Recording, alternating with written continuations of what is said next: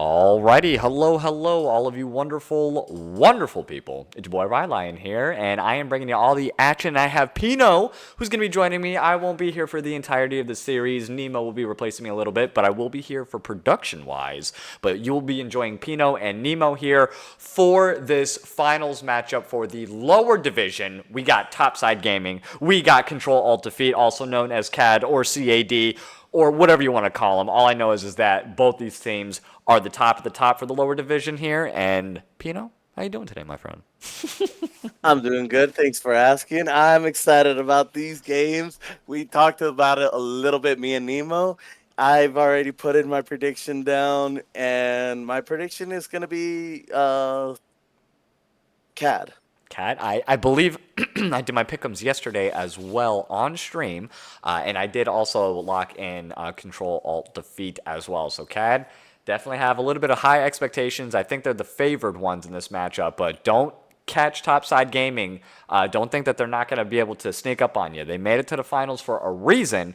And we're going to go ahead and tune in and show you why. So let's go ahead and get the draft up for y'all, as they have already started it here. And look at this already coming. Oh, I have the wrong icon, so I'm just going to hide those for right now. But we do have Topside on left, and we have Cat on right. I forgot to update those for the draft, my bad. And already looking at the three bands, the Smolder, the GP, and the Swain. You already know how I feel about that Smolder pick, Pino, so I'm not even going to comment on that. But on the other side, Cat, we have the Jinx, the Aphelios, and the Elise. How are you liking those bands out so far? I mean, it's predictable that Smolder and Jinx are the two strongest 80 carries in comp. Aphelios is right up there, too. So, with Smolder being the most broken, it's predictable. Mm. GP, Swain, and Elise are very good bands here for both sides. And it looks like we got first pick Nocturne, very good ultimate. We got Akali, Tom Kench. That's a very strong duo. Now, do you think it's a Tom Kench support or Tom Kench top? Now, that's the great thing about this champion, and I think the current state of League of Legends is that the flexibility for anybody anywhere, that could be a brand mid, that could be a brand support, we don't really know 100%. But I am going to lean more towards that is probably a Tom support, and that is more than likely a brand support. So looking at those two in the matchups here, I am going to give the early poke advantage, of course, to the brand, but the later this game goes and adding Volibear to that list, that's already a mighty thick front line that they have with one of the best assassins in the game, meaning Akali. And we've seen Yosha as Akali, so we definitely know what the capability of that champion is. Even if Yosha is not playing, though, I still believe, if you're locking it in, you're probably pretty good at them. Oh, never mind. I Switch from the agree. volleyball to the J4. Still not bad. Not as solid as a front line, like thick, but it's still a pretty good one. He has good armor and great damage as well. Still, I'm liking Topside Gaming's draft so far here. Now, if you're CAD, what sort of ADCs are you banning so that way Topside Gaming has to narrow their pick? Okay, Brand and Kaisa, they already have the Tom here. So, following it up, Ashe would be phenomenal, right? I mean, I love Ashe. That is my favorite ADC of all time, especially right now. So, adding Tom Kench with the slows, they both have approach velocity. You're not going anywhere. Like you're gonna have a bad time setting up with the enchanted arrow into the knockup. Like Brand and Kaisa, they're not gonna have a good time if they do pick Ashe. That's who I would lean towards. They ended up banning out the Yunara though, also a pretty solid one. If not the Ashe, then Caitlyn is also always reliable as well. Well, Topside Gaming has last Ooh, pick here, right? they heard. And there's the Ash. They heard you. They did. And They're like, oh no, I'm sorry. Go ahead. Go ahead. no, I was gonna say, and I'm surprised that it's happening like that. Ah, they got me. They tricked me. They were toying with my heart, and they switched it to the Varus. So Varus, we haven't seen a whole lot of luck with Varus. I don't think in the bot lane. We've seen him good in the mid, and I believe early on. Maybe I think we saw him in top side, but we have seen Varus mid quite a bit, and bot lane it's been kind of hit or miss. He kind of gets outpoked surprisingly in some of the matchups that he goes up against. But with Tom Kench here, I think this is a pretty solid duo between the two. I, I mean, if I am thinking what I'm thinking, this is the lowest division, so it could possibly be a poke or an AP Varus top lane too, which is very good into a lot of these picks like Yorick, like any tanks or melee top laners. Or, if you want to get extra spicy, we can go a Kali top, Varus mid. Oh, never mind. They're set.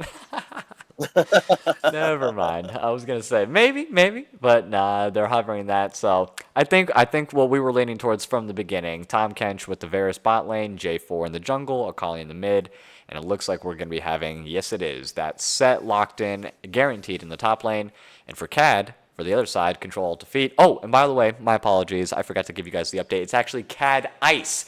CAD is broken up into two different teams. There is CAD Ice and there is CAD Fire. And the one that we're going to be looking at right now is CAD Ice. They have a dope ass logo. It's split in between.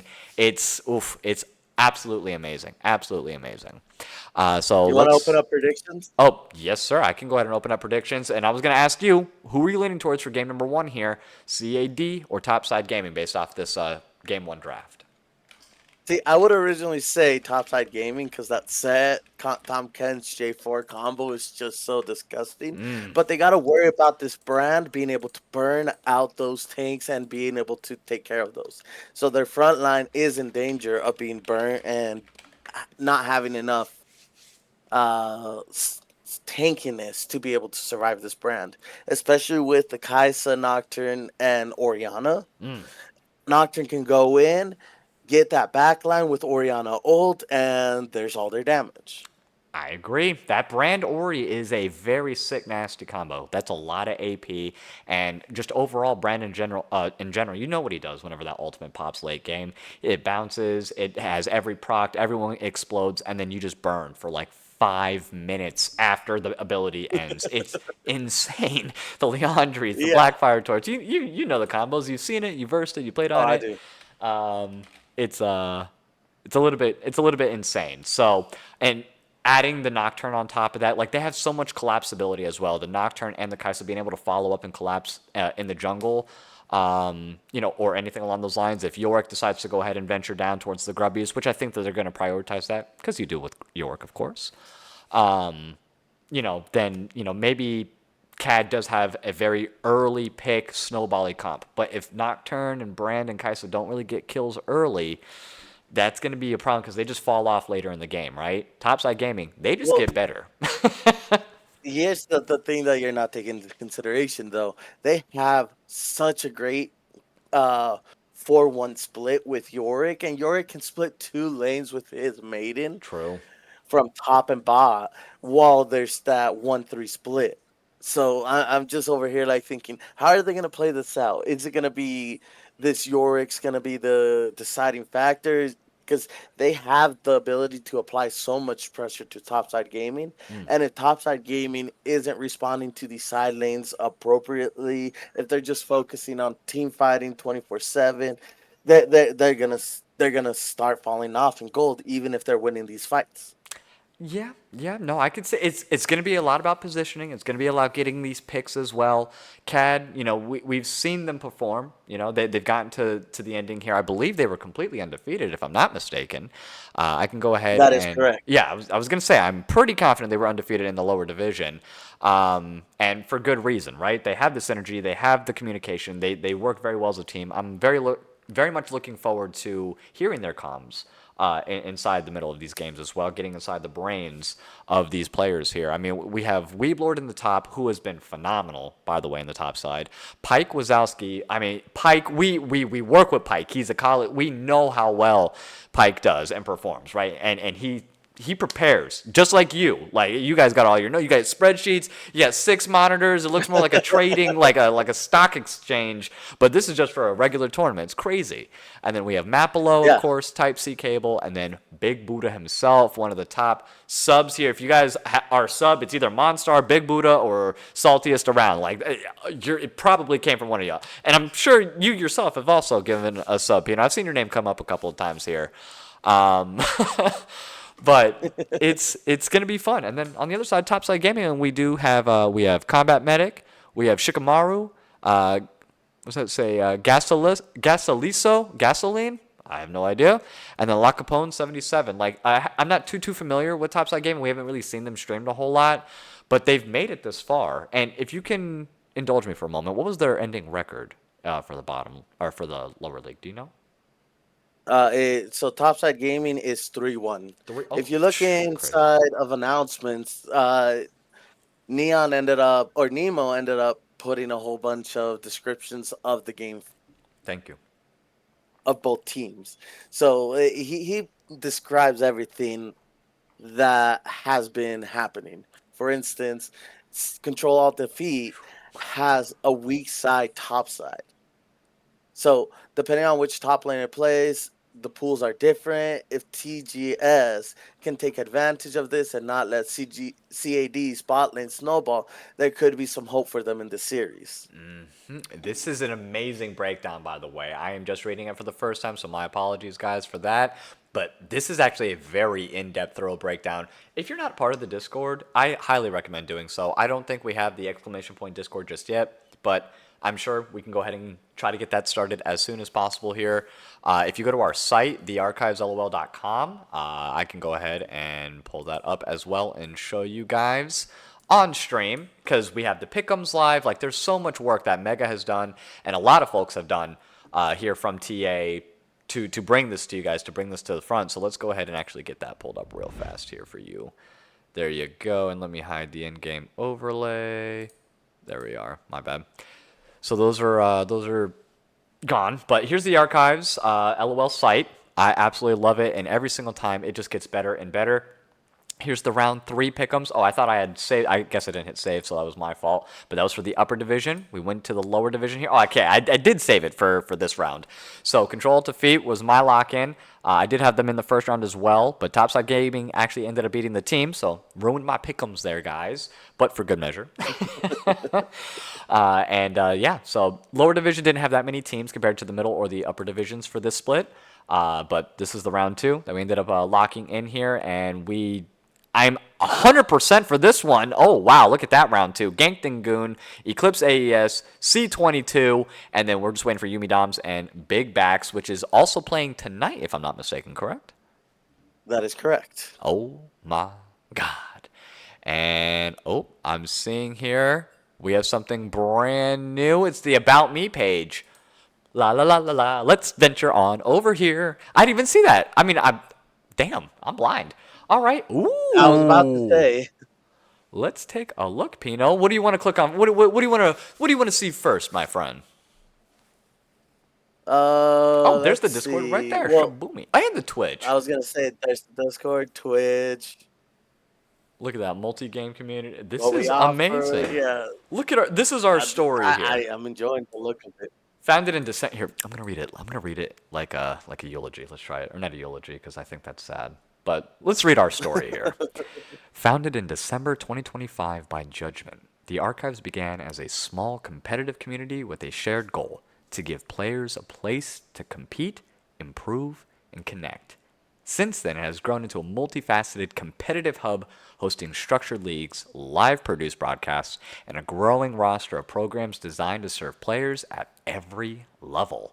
Tournament broadcasts and live production are led by Ryline. Hey, I get a shout out. Delivering consistent streamed coverage, while social media and public outreach are managed by Poi, helping showcase the players, events, and stories that define the archives. A little shout out to Poi there too. Get mentioned in the back. I mean, that's Yeah, great. There's so many other big players here, and oh, we have all the admins right here. I was gonna say we have all the admins, and here you go. These are the people. This is the face and the behind the scenes faces. You've seen them in chat. You've seen them in the in-houses. You've seen them all over the places, and I'm definitely know you got pinged once or twice by this gentleman right here, Mr. Monstar. But we got Judgment, who's the founder, of course. We have Mega, the brains behind the site that you are seeing here. Yelk, our fearless leader, who gets the community rallied together, gets everyone underneath the same page. Monstar, he's like the sixth Hokage to me. You know, he's Kakashi. He's a little bit of everything. He's on. You flee on sight when you see this man. That's for certain. He is Mr. Monstar to you guys for certain. Jinstro, my boy. Community outreach, getting the game plan. What are we going to be doing for events? He's also a player as well. A lot of these people are players, so I got to give it to most of them. Then we have Naoki, another one who's a big community member here. Again, huge part of his team as well when he competes. Skill, you guys are actually going to witness him and his greatness here tonight. He is more of our like HR, just does all the management behind the scenes in that regards. Of course, your boy Ryline here. No explanation needed. You guys see me way too much. And then Poi, the boy himself, Boy Wonder, Robin to the Batman. He is in charge of all the content. You'll see him on the archives in terms of TikTok, YouTube, anything social media related. That's going to be due to this gentleman here. And there's a couple of names that, even though they're not in here, I definitely consider them in all their leadership and all their greatness. I mean, like yourself, Poi, you show up all the time here on stream. We would be half of what we have. Oh, yeah, Owl needs to be in here. I don't know why Owl's not on here. Owl definitely behind the scenes as well, just as much as a part of everything involved in the leadership. He has been there as a voice of reason. He's one of the newer admins over the last couple of months. Absolute GOAT. So huge shout out to Owl here. I don't know if there was only room for 10, but, knock me out, put Owl up there, definitely, if need be. I got mentioned right here. That's all I need. But I definitely think, yeah, Owl and everybody else who puts in all this work behind the scenes, all the hours. Huge shout out to you guys. Love you all so much. Poi for stepping up tonight as well. I know you've been killing it in the ranked, my friend, and to pull you away from that kind of hurts my heart, but you're helping me tremendously. Oh, man. And let's go. I think they should be here soon, but let's get back to the pick'ems and see what we're working with here. Now, I know for the lowers, did you have the same things here? Did you have Control, Defeat, and Topside Gaming as yours? And who'd you pick for the last? You also said CAD, of course, for this final matchup Yep. as well. I mean, in all honesty, I'm hoping CAD doesn't disappoint, but it is league. It is a game of whoever plays better wins, and who knows what might end up happening is one or two people are just running on that single brain cell, and it might end up losing us the game. Yeah, it might. And I just realized that the freaking thing keeps on popping up every single time I hit O because that's the hotkey that I have set up to turn the damn overlay on. I'm like, how does this keep on appearing here? Yeah, I think Control Defeat, again, we played with these players. We've seen them firsthand. I think they're definitely the favored matchup. Again, they've been undefeated this entire series, right? This entire tournament for the lower bracket, and for really good Yep. reason. Like, these guys are like cream of the crop for their roles here. Big Buddha in the support, that man's unstoppable. Type C cable, he's a beast at ADC. Like every single person here. Mapolo on mid, I would say sometimes when you look at him, he's just as good as like Yoshai, Musa, some of the other great mid laners there. Pike, Wazowski, are you joking me? We've seen the J4 how many times? And this man has been killing, crushing the leaderboards, getting kills right out the gate, level 2, level 3, and then just constantly spreading the wealth. And then Weeb Lord, don't let the name fool you. That man is no weeb at all and 100% Lord. And 69 at the end just for good measure because that's what he puts you in at the end of the match. So Yep.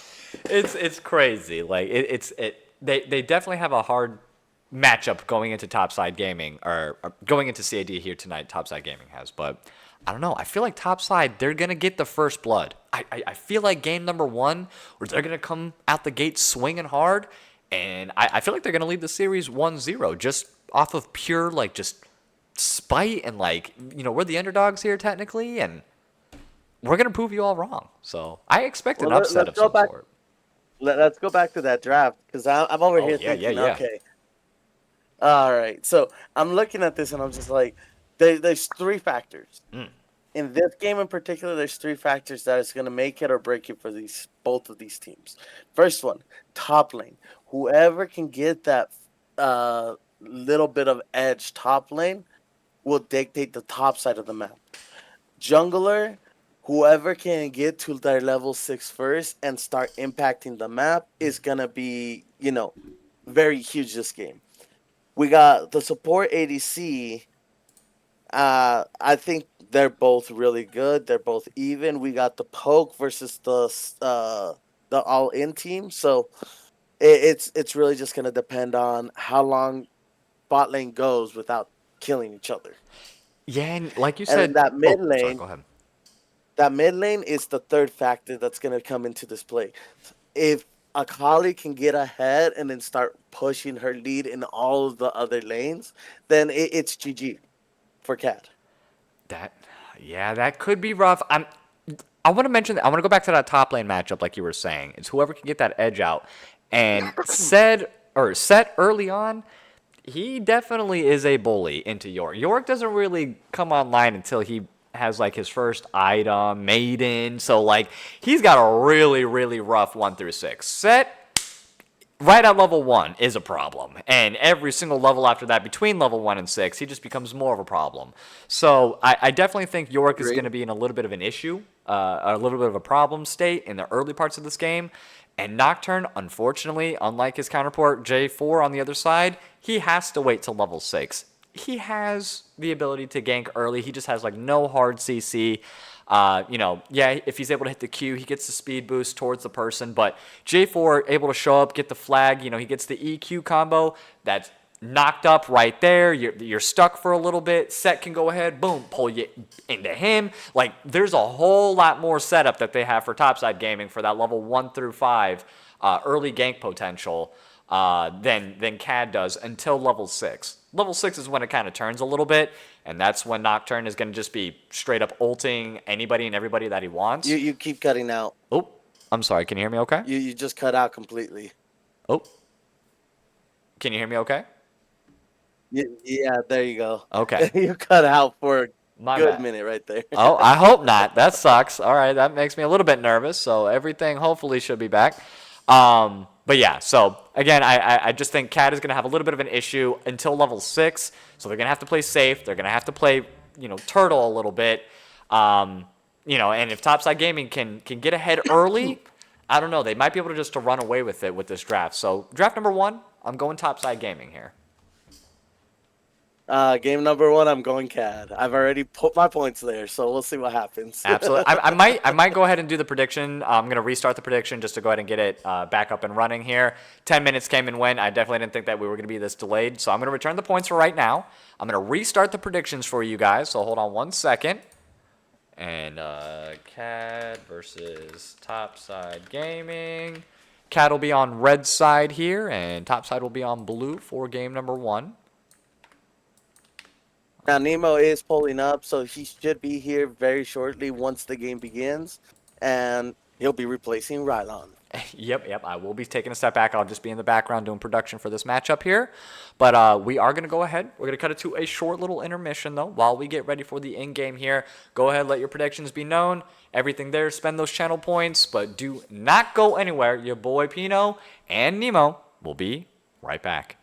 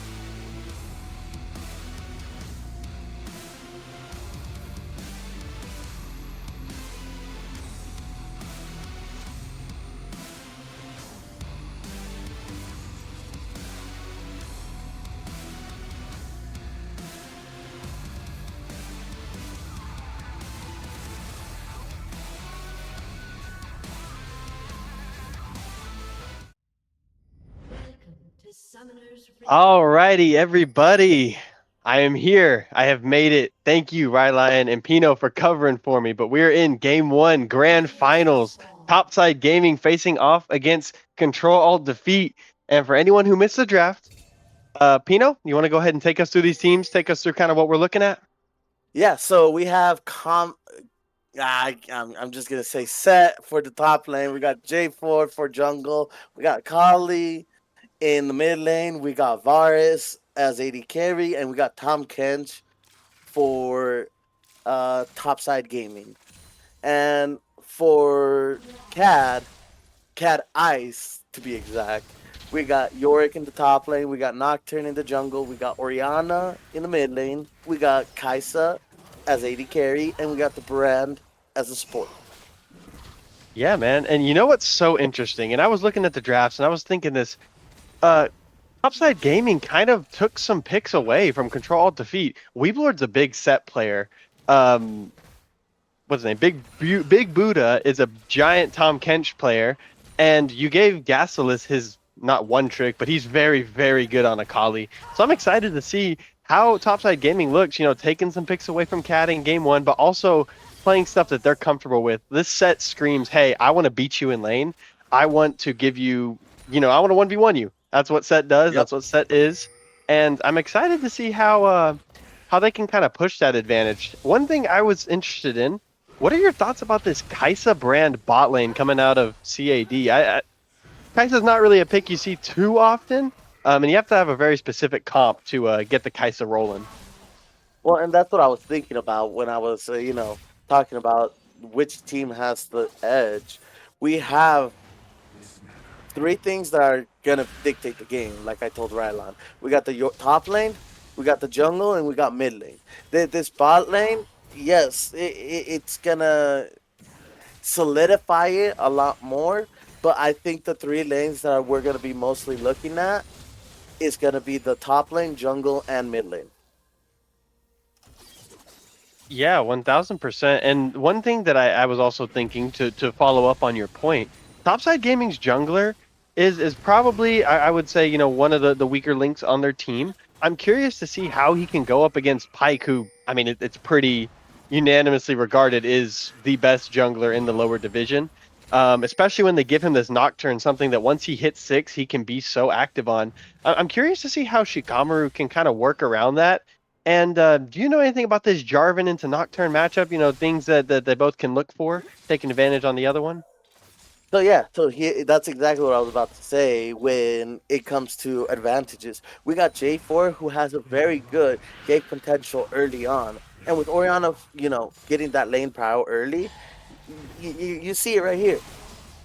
Yeah, you Yep, can as we talk see a about gank it. coming down, Shikamaru flash forced out, early move made by Pyke Wazowski, looking to just make a statement on this mid lane. Let Shikamaru know, hey, this top scuttle is not yours. This is mine. He's going to return back down to these topside camps, and we might see something else looking. This Nocturne is kind of hovering around this top lane as Set's rotating down, but we could see something coming out of top as mid's kind of stabilized again. We do see a CS lead starting to build for Oriana. Pretty normal to see that in this matchup.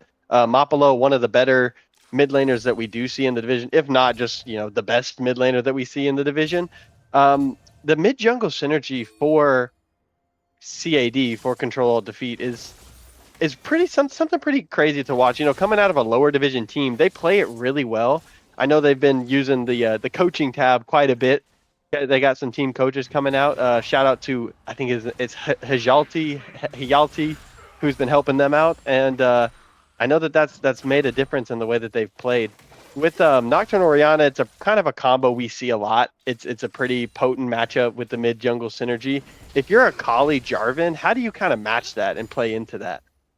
Well, see, and the way to match that is instead of focusing on that Oriana Nocturne combo, what you want to do is you want to get your lead through bot lane, and you have two very squishy bot laners that Akali can just go in and kill very quickly, and then get out and go back and get as much lead as possible mid lane with farm. Yeah, 100%. And for first Drake pressure, I mean, Brand Tom Kench is rough. I guess it all kind of depends on if the Tom Kench can get on top of them. you could see a big early kill come out for this Varus. But so far, I mean, 5 minutes in, man, we're not really seeing too much action. You know, we did the mid and the upper games the other night, and dude, it was nonstop fighting, nonstop action. I know my voice was tired. I'm sure your voice was tired Oh, from I analyzing a was. fight every 30 seconds. But Well, uh, we but got 5 games to do this time if they oh get yeah, Topside. 100%. So. What are you looking for any specific team to kind of start engaging the fight as we see something coming out of Combat Medic here, looking just for a little bit of poke damage, a little bit of draining on Weeblord, Weeblord 69, who does have a small CS lead, and we're looking at these small leads slowly start to build up from the mid and top of Control Alt Defeat. If you're looking at teams, I guess what I was going to ask originally, who are you kind of looking at to be the starter? Who's going to be the first one to kind of go for that big fight, go for the first objective, and really initiate? Well, that's exactly what I was thinking. When it comes to Dragon, that's going to be the first major objective that everybody's going to rotate to. It's the first objective everybody gravitates to. If grubs are up by the time they start fighting that, they might just concede and play one on one side, one on the other. But seeing as far as levels are going for the jungle, Nocturne has it so he can engage at any point right now and really start showing dominance in here. But we are looking at lower division, so I'm wondering, are they going to be playing this a lot slower? Like, what's going to happen? Yeah, one thing about Control Alt Defeat is they do play a pretty methodical game. I know I had talked to you about upper division, stuff like that, how certain teams, they're fighting teams, they want to fight, they want to get in your face, they want to push the agenda. Control Alt Defeat's not really that kind of team. They'll group up, they will fight, but they're not a team that's going to just send it just because they can, or fight just because they're ahead as other teams can. They're pretty methodical with their approach, and that is it's interesting. You don't really see that out of a lower division team. As we see a gank coming in, ultimate comes down. There might be a kill in this mid lane. Mapalo going to go down. First blood goes over to the side of Topside Gaming. Rylion's prediction was correct. That is going to be the first kill, first blood from Topside Gaming. Shikamaru and Gasly's expending the ultimates, able to get on top of Mapalo and punish this Orianna, who can be immobile. Also lost her flash as well. So probably going to be looking at a second gank coming pretty soon. I agree. Well, and so what ended up happening there, if you were watching, is this Oriana, they've been watching how she's been playing, and she's just constantly pushing and pushing and pushing. It's calling for a gank. I mean, if you're jungle at this point and you see her pushing up that far every single time, are you going to gank that or are you not going to gank that, Oh yeah, 100%. And a mobile mage like that constantly pushing, and that is kind of where the issue sometimes comes with some Orianna players. They don't know when to back off, especially at the lower level, as Yasleys gets a nice little trade once again onto Mapalo. He's getting pushed in constantly, but he's able to trade back pretty efficiently. As we see red team grab the first Drake. Good job by Control Alt Defeat. We saw them kind of posturing for it, grabbing that Scuttle Crab, and looks like they're going to be clean out. First Drake over. Ignite comes down from Weelord, looking to press the agenda on Combat. Flash to follow, and that might be the first blood in the top lane. No, Medic is going to survive. Also gets the Maiden as well to go down, and nice job escaping from Medic, but we see, surprisingly, Weeblord the one pushing the agenda in this top lane in a matchup where, to be honest, he's going against probably the best top laner in the lower division, as Varus ult does not get the root, and looks like the bot lane from Topside Gaming is starting to get tired of this just clear and back off way that they are playing. We see a 21 CS gap coming out of this bot lane. What are we thinking in this if you're on the side of Control Alt Defeat? You get first Drake, but your bot lane is super far behind. Yeah, I mean, you're getting behind in 80 carry, but you're also playing Kaisa Brand into a Tom Flash ult comes out of Shikamaru. Looks like they're going for the second kill on the Mapalo. The Eternal Knight dropped by Pyke. He's not going to be able to defend his mid laner. 0-2-0 for Mapalo, and a second kill grabbed from this mid jungle gank as Varus forced to back away. The eat comes out from Tom Kench, and another kill onto this mid lane. They are definitely defending this. They're defending Gasly's away from Apollo, making sure he can't make an impact on this game early like he's been trying to. I agree. And Sure. Um, let's actually listen in to Topside Gaming and see what they're thinking because they are ahead. I want to see if they're thinking about who they're playing for, who they're gonna get ahead, what they're saying. He's gonna go for top scuttle probably next, just so you're aware. You guys make a play on that, no? Together. Possibly, yeah. Wait. If you guys aren't strong enough, then you don't have to fight it. I don't Wait, know. I haven't bought, but I could go for it right now. Yeah. Okay. Somebody if I just hit, warded my. if I hit null tier, they could just die. I'll be real. I'm pushing the scuttle towards you, guess. Never mind, it's going top. It doesn't like me. Hey, well, it looks like there might be a play happening in this top lane. Pike hovering over, but Gasly's wanting to make a play as we see the bot lane starting to engage. Oh, Tom Kench misses the dive, and looks like Type C Cable's going to get out that damage, though, from the Varus Q. Oh, my goodness. Benny Vidi Vici looking to come see and conquer this bot lane as Type C Cable forced to take it back and expend both of his relics. I mean, that is just so disgusting, the Tom Kench virus. Tom Kench is just such a great support. He can tank so much, and with his gray shield, he can pretty much go in 2 times without fearing that he's going to die that quickly. Speaking of going in, looks like Combat Medic decided it is time to fight with Weeblord. Misses the W, and I think that might be the first death on the set. Yorick hits him with his E, and Weeblord claims the first blood in the top lane. Like you said, Pino, can't feel good for this set to lose the first battle with this Yorick that he's really gone for. Both ultimates expended, and gotta feel bad if you're on the side of Combat Medic and Topside Gaming. Well, and if we're talking about what's happening topside, what's happening jungle, this topside is so impactful. Speaking of impactful, we see Gasly's trying to make a play on Weeblord. He's trying to hold this mid game together, grabs the E, hits the dash, goes into the shroud, and he's going to pick up the kill, but he's going to get grabbed by this tower, or he's going to get grabbed by Nocturne. Pike Wazowski with the quick kill, picking up the first death of the game for Gasly, just trying to help his top laner out. Push Yorick back as Brand, Big Buddha doing a lot of damage. That might be a dead Tom Kench, forced to use Flash. W comes out from Kaisa, not going to be able to grab the kill. Lakapone going to be able to back, but another good burn hit by Big Buddha, who has no mana, but somehow still managing to make an impact on this Brand pick. And it's a pick that you kind of don't see. I mean, you've been seeing it more recently, but not something that gets piloted a lot in the comp setting. Now, as the bot lane takes it back, we see Combat Medic covering the mid lane. Do you have any thoughts about that, or is he just hanging around? I just think he's picking up a wave, which is the proper thing to do. Quests are done. You pick up a wave mid and then rotate back top lane since Akali went top and, killed that top laner. Right? Yeah. So it's proper rotation and proper tempo for your top laner so that he gets something out of Akali roaming top. Yeah, 100%. And I did want to point something out. We're seeing some kills going down from this mid jungle, but as we see again, Set and Yorick just throwing hands with each other. W is going to connect this time, and Weeblord might decide that that's his sign to back off a little bit, as the second Drake is going to go over to the side of Topside Gaming. So now 1-1, we see about a 1k gold lead, but back to what I was saying, look at the CS difference. In top, it's about 30 CS. In jungle, it's about, 3 camps. In mid, it's a 20 CS gap. The only place that Topside Gaming is really seeing success in the CS department, at least, is going to be that bot lane. Veni Vidi Vici able to keep the lead over this Kaisa so far. I agree. That's a great point.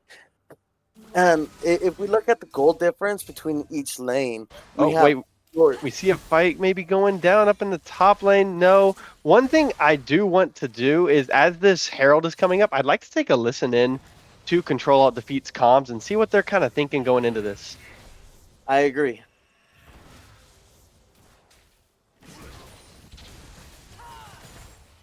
Yep, in about 3. Yeah, you can go ahead and get that going right now. Full vest rush I'm coming to cheat on a non-healing bot lane. Okay. Do you have ult? I do. Okay. It's like they don't want any. Do they have vision? They could have vision on you right there. Do you have sweeper? No. I'm gonna come. I'm What? Jarvan's top. Jarvan's top. Top, top. Team. TK's I don't know where missing. the He's mid. Oh my TK's mid. God. Behind you, behind you. Everything. Show off. Okay, and as we That's just gonna listen in the happen. You gotta be cat, careful just to chasing listen that. to Weeblord catch a rough death and loses flash and ignite on that play, man. That is just unfortunate. As Pike Wazowski is agree. going to ult up top, and we see the set might fall Combat Medic, but he's got a little bit more health. I don't know if you have the damage for that, Pike. Looking for something. The W comes back, gets that big shield, gonna be able to survive, and I think that Yorick dying spells the Herald going over to Topside Gaming. That is really unfortunate timing on the cast. Yeah, no, I agree. I was like, I wonder if we can listen in right before this Herald spawns, because I want to see what both teams are thinking, right? That Nocturne was thinking about ganking that bot lane right before the Herald spawns. We had Weeblord up there applying so much pressure and almost killing the set. And then that J4 just comes in and helps him out, and it's just like, no, what are you doing? You had the advantage. You should have just got him low and pulled back because you didn't have any sort of information on where that jungler is. And this is what's interesting about the slower division. If you notice, yesterday we had vision upon vision inside of the enemy jungle all the time. And As we see a fight potentially going down, Weeblord and Combat Medic just not giving each other any kind of space. They're just keeping the pressure up. And on the other side, we might see a play happening bot lane. Look like there's a little that's bit what of I'm hoping lag, for. but give me 1 second. No, you're just lagging. Oh, there we go. Now my game, I think my stream just completely froze. Okay, we're back. You know, internet diff slightly for myself, but that's okay. we are back, and looks like nothing has happened since then. But okay, cool. I think it was the entirety of the game too, potentially, because now I'm looking at like pixels as if it was 2003. This is crazy. What are your thoughts on the game currently right now, Pino? What are we thinking? I really think what's gonna probably end up happening is, there's a teleport bot lane. Yeah, we see Oriana looking to make a play. Mapalo coming down here. They're looking for Veni Vidi Vici. Gonna hit the shockwave onto Lacapone. That damage. Oh my goodness. Mapalo's gonna scoop him up. I think Type C Cable's gonna win this 1v1. Gonna dash away. But Akali's here. Looking for a play. Gasly's looking for the response. Grabs Type C Cable. Mapalo is still there. Big Buddha, they decide they're going to back off. But yet another play coming in. Mapalo with a great TP to pick up the double on their bot lane. He didn't get a double. The team got a double, and Gasly's comes back to clean it up. Weeblord and Combat back at it again with the Ignite drop, but Combat is going to win this round. That, I think, makes it 1-1 on the 1v1, but Pike is right here to remind him junglers do exist as Nocturne comes and sweeps up another kill on this top laner. 2-0-0 on the Nocturne.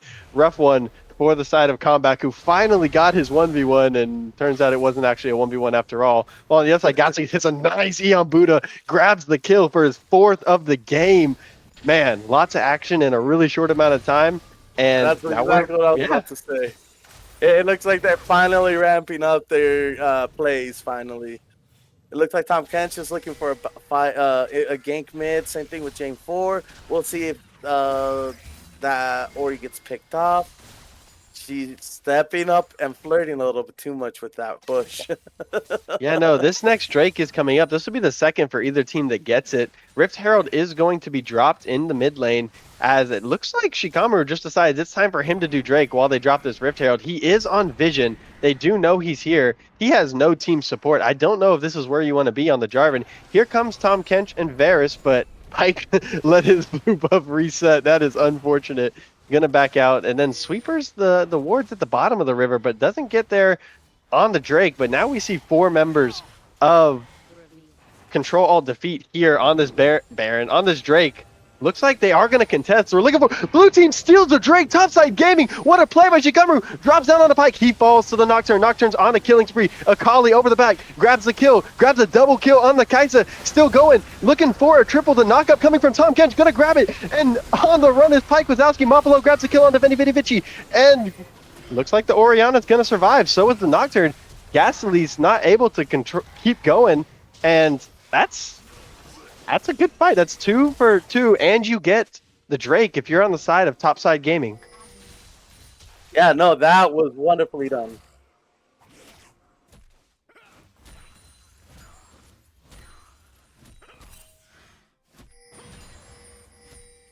That is unfortunate, isn't it? Huh?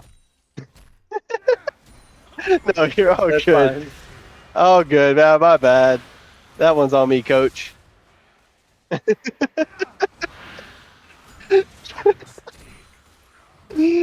is absolutely awesome. Okay, I'm back. There we I'm go. back. Yes. Okay. We see the flash out of Combat Medic trying to get away from Weeblord once again. These two are just bashing their heads against each other over and over again in this top side. And speaking of, you can't talk about the top laners without talking about the jungler. Shikamaru is here looking for something on him, misses the EQ, and Weeblord's just going to walk away after walling him in. They are synced now. So Yes, we are all good. And he just EQ'd in, going to have to flash away. Pyke is here. Big Buddha is here, going to stun him, and that's just going to be a dead Jarvan. Kill goes over the way of Brand. Big Buddha getting on the board for the first time. Apologies, guys. I was a little bit ahead of the cast on that one. I might have been watching my own stream.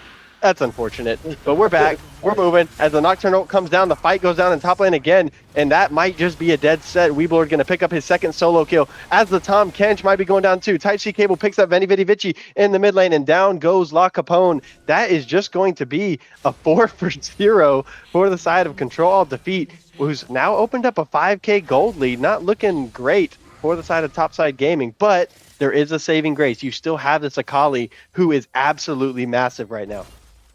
I agree. And look at the goal difference now.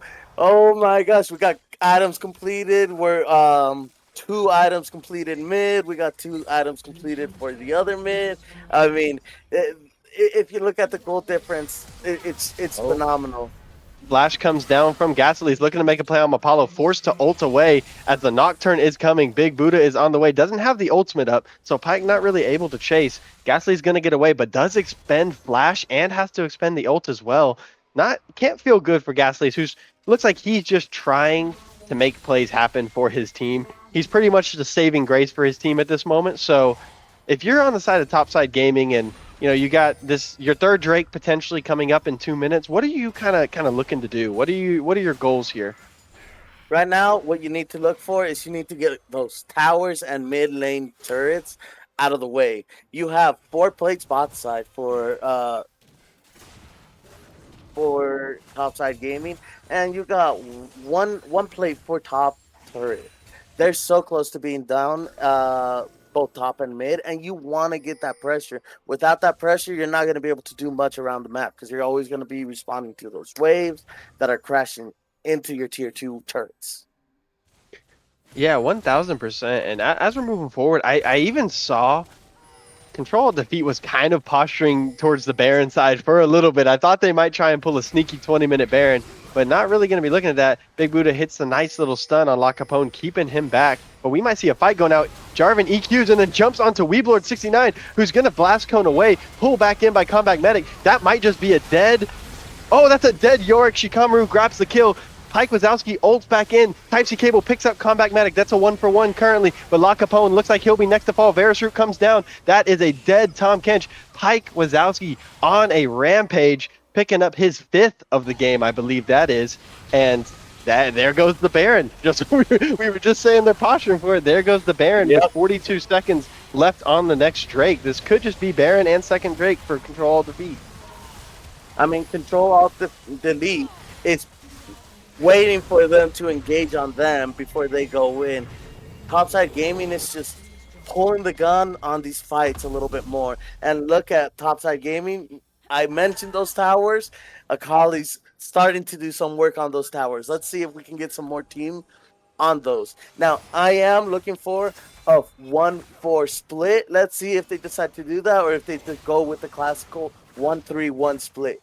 That is a good idea and a bad idea. Right now, Yeah. your strongest strongest players are that Kaisa, Brand, Nocturne, and Ori. If you guys all lose to this dragon, then you all lose Baron, and that's a huge disadvantage for your team.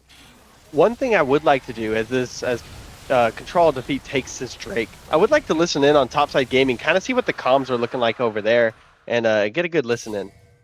Sounds good. At our jungle. Yeah, they're coming top. They're coming top. They're coming top right now. They are coming top right now. They're all top. They're all top. Be aware. You have a couple seconds. Okay, never mind. Ori's not Only playing two. up at all. Or Nocturne and York were the only ones fighting. Oh, yeah, They're coming top, right? Okay, yeah, it looks like they're just Nice. keeping the Okay. comms consistent as we see a Careful, solo kill come down from Back right now. Gasolis in the bot lane. What a kill on this Akali, who once I again agree. showing why he's so good on this pick, why people don't let him have it, why they ban it away from him. Gasly's, once again, kind of like the shining hope for the team, but it's good to hear that Topside was keeping their comms consistent. You know, they're not letting the situation of the game, you just lost a big Baron fight, lost another Drake, you know, get to them. They're kind of keeping everything how it should be. You know, Common, he's going top, making sure their top laner gets a little bit of farm, grabbing that top tower, but not doesn't get caught for it. Well, right now you have Baron. You should be looking to try and push these tier 2 turrets and sieging with that Baron. If I was Control Alt Delete or Defeat. Yeah, it's a little bit of a name diff with a delete versus defeat. Yeah, it's pretty common to get those mixed up. I know I do. So, if you're on the side of Topside Gaming, are you just looking to keep up with the split pushing, trying to just get gold wherever you can? What are you looking for? Are you looking to get a big team fight? What are you thinking? Well, right now, if I'm J4, I'm looking to try and keep up with this Nocturne, who definitely just made me flash, and I'm like, why? But if I'm J4, I'm trying to get caught up with this Nocturne's level, so that way I at least have level 16 ult. That way it's more impactful. If I'm Varus, I'm even with this Kaisa. I need this Tom Ken just to roam and be away from me a little bit to try and help out my other laners and jungler if I can have him do that. I want solo XP. I know I'm safe as long as I stay where I'm not too far ahead and I got that tower range. Yeah, So- 100%. And something that we've seen kind of come to fruition that we were both talking about in the early game is this CS gap between this whole side of Control Alt Defeat versus Topside Gaming. I mean, York's up 40 CS. The Nocturne kind of kept that 4-camp lead the entire game.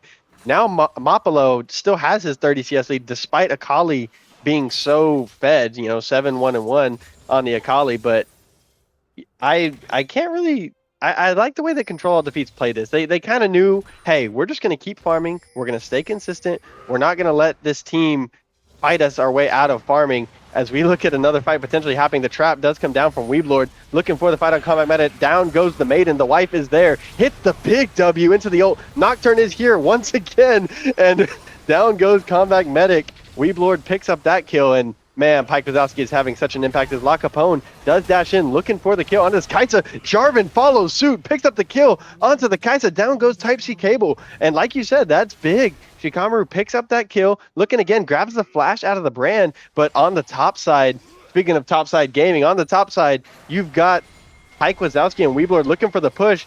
Dash comes in from La Capone with the TP from Akali. They're looking to make a play onto this Nocturne. Gasly's is here. I don't know if you're going to catch that Nocturne. It looks like he's going to try. Drops the Shroud, ease backwards to catch up, but goes right into the trap from Yorick. And even Shikamaru's up there too. They're trying desperately to make a play onto this Nocturne. No, my idea here would have been to keep that Akali bot lane. See if you can push your lead through bot lane instead of trying to chase down these 2 kills. Yes, they might have shutdowns like that Nocturne, but you don't want to dedicate all these extra resources on just a shutdown. You got more than just a shutdown to worry about, right? Yeah, 1,000,000%. You've got 40 seconds left on this Drake. It would be the 3rd Drake, so it is not soul, but soul points for whichever team does claim it. I would like to listen in on the comms from Control Defeat, see kind of what they're thinking whenever it comes to this Drake. Sounds good. They've had a control back here for a while. I can't clear it. They have vision in there, so we need to be careful. They have to send someone to stop Alex. Just let Alex push before. Yeah. We They're might even really get far this back. drag. We have the bug. Just gotta chill. Let Alex crash into their lane. Even if we give this up, it's not that big of a deal if Alex is taking their Nexus.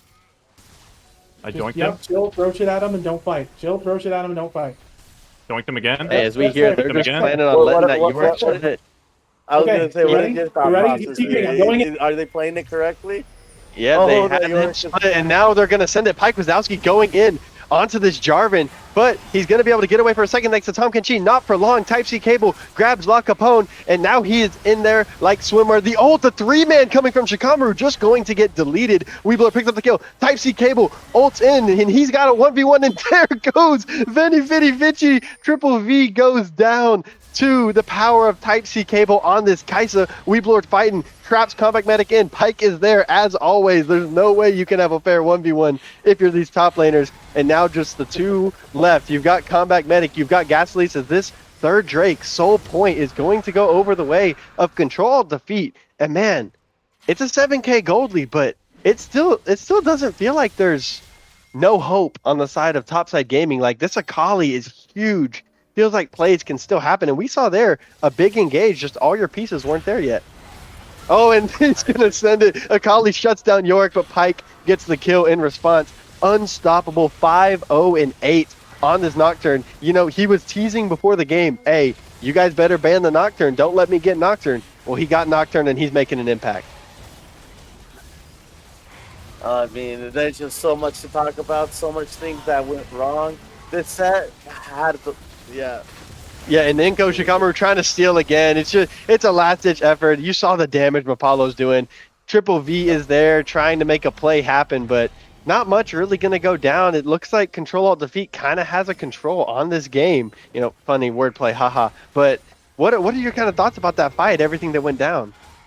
I mean,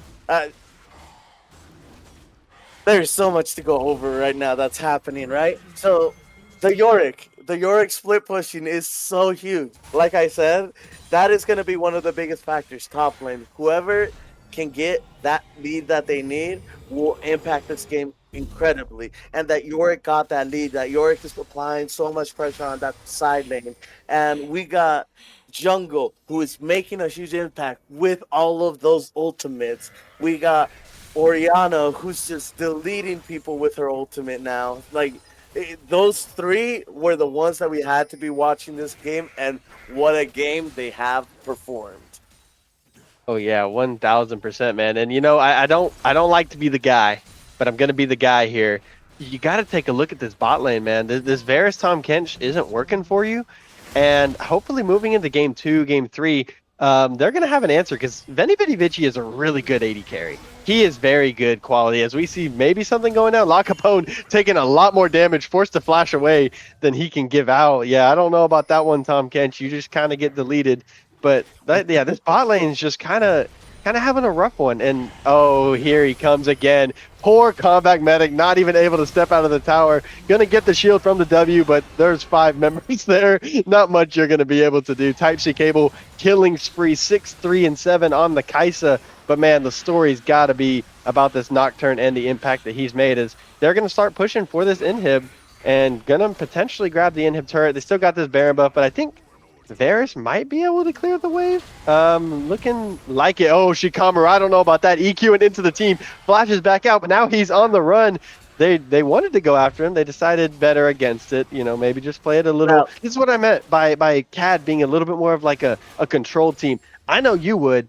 I know I would have just sent it on that Jarvan that I don't care if he flashed. I'm going after him. No. But Here's the thing. If I'm this far ahead, you don't want to throw your leads in any point in the game, because if you do throw your leads, they have a chance to come back. This game is not singing till the Nexus is dead. right. Yeah. I hear you on that one. I'm just saying, personally, I am following him with Flash, and I am trying to kill that Jarvan. But you know, it's a I understand. I understand, but I'm over here because, you know, I'm in Emerald right now, so I'm like, I understand exactly what you're thinking. in a higher elo game where you can trust your teammates 100% to follow up what you're going to be doing. You know, you easily do those plays, but in lower elo, and I've been playing in lower elo, you can never trust everything to go according to plan, regardless of if you guys all got comms or not. Yeah, no, yeah, no, that's very true, 100% true. Um, Now I do want to talk. I know I before the game and even in the game, I've been singing the praises of Combat Medic. He's 1-7-2 on this set, but it's gotta be a feels bad moment when you've gotten basically sat on all game from a team that normally weak sides their top laner. Oh, speaking of, as we see a fight, Pike gonna make it go dark for the team, but he's diving in there as we're looking at Weeblood on the far side. Pike grabs the kill onto Tom Kench. It's a 4v1, and down goes Combat Medic as well. Mapalo picks up that kill. Weeblood just free hitting on Triple V in the back. Down goes Buddha. No, he does not. Buddha's on a killing spree. Gasly's doing everything he can, trying to keep his team in the game, but that's going to be a 4-0 or 5-4-1 from the side of Control Alt Defeat, who's looking like they're going to take a handy game one. There's no way that brand survived that, man. Oh, I know what you mean. Look at his health, Big Buddha positioning so well to just stay alive with a sliver of health, baiting that Akali to keep going in, and it's devastating. Yeah, man, 13K gold lead game one. Signs of life from Topside Gaming, but looks like it's going to be first game of grand finals going over the side of Control Alt Defeat, all behind the efforts of this 7-0-11 Nocturne out of Pike Wazowski.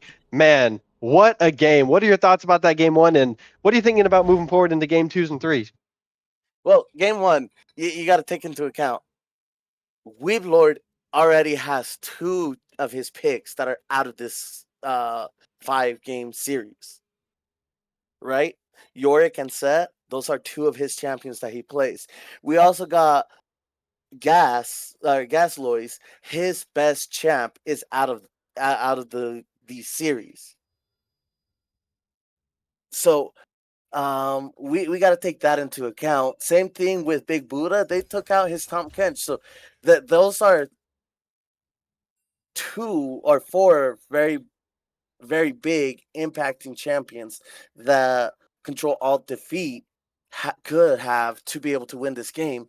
But on the flip side, they also lost a good Akali. Like, imagine if they saved that Akali for a later game where they had champions that they were more comfortable with. They had something that they could help that Akali get even more ahead and just win on a landslide. There's just so much that could have happened there. Yeah, 100%. And we saw it was a good game one. You know, Topside Gaming put up a fight, and moving forward into game 2 and 3, it's not anything to get dejected about. I think they had a good showing, but we'll see coming into this game 2 draft how those picks being taken out are going to affect both teams. But for right now, we're going to take a short break, and we'll get right back to it in a few.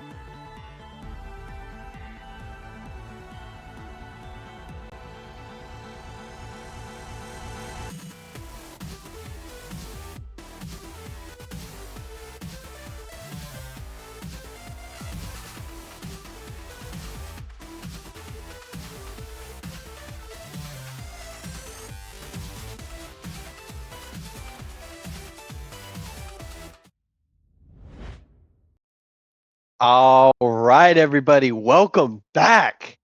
We are back for game 2, Control Alt Defeat versus Topside Gaming. Here is the draft. I know we were talking about it a little bit before we went on break. Pino, what are we kind of looking for out of this draft? Is there any picks that you're wanting to see? Anything that you're looking for from either team? Well, I know number one ban is going to be Smolder. If they don't, they're trolling. No, but in all honesty, Smolder should be getting banned every single game. If they let it through, it's just going to be so devastating for both teams.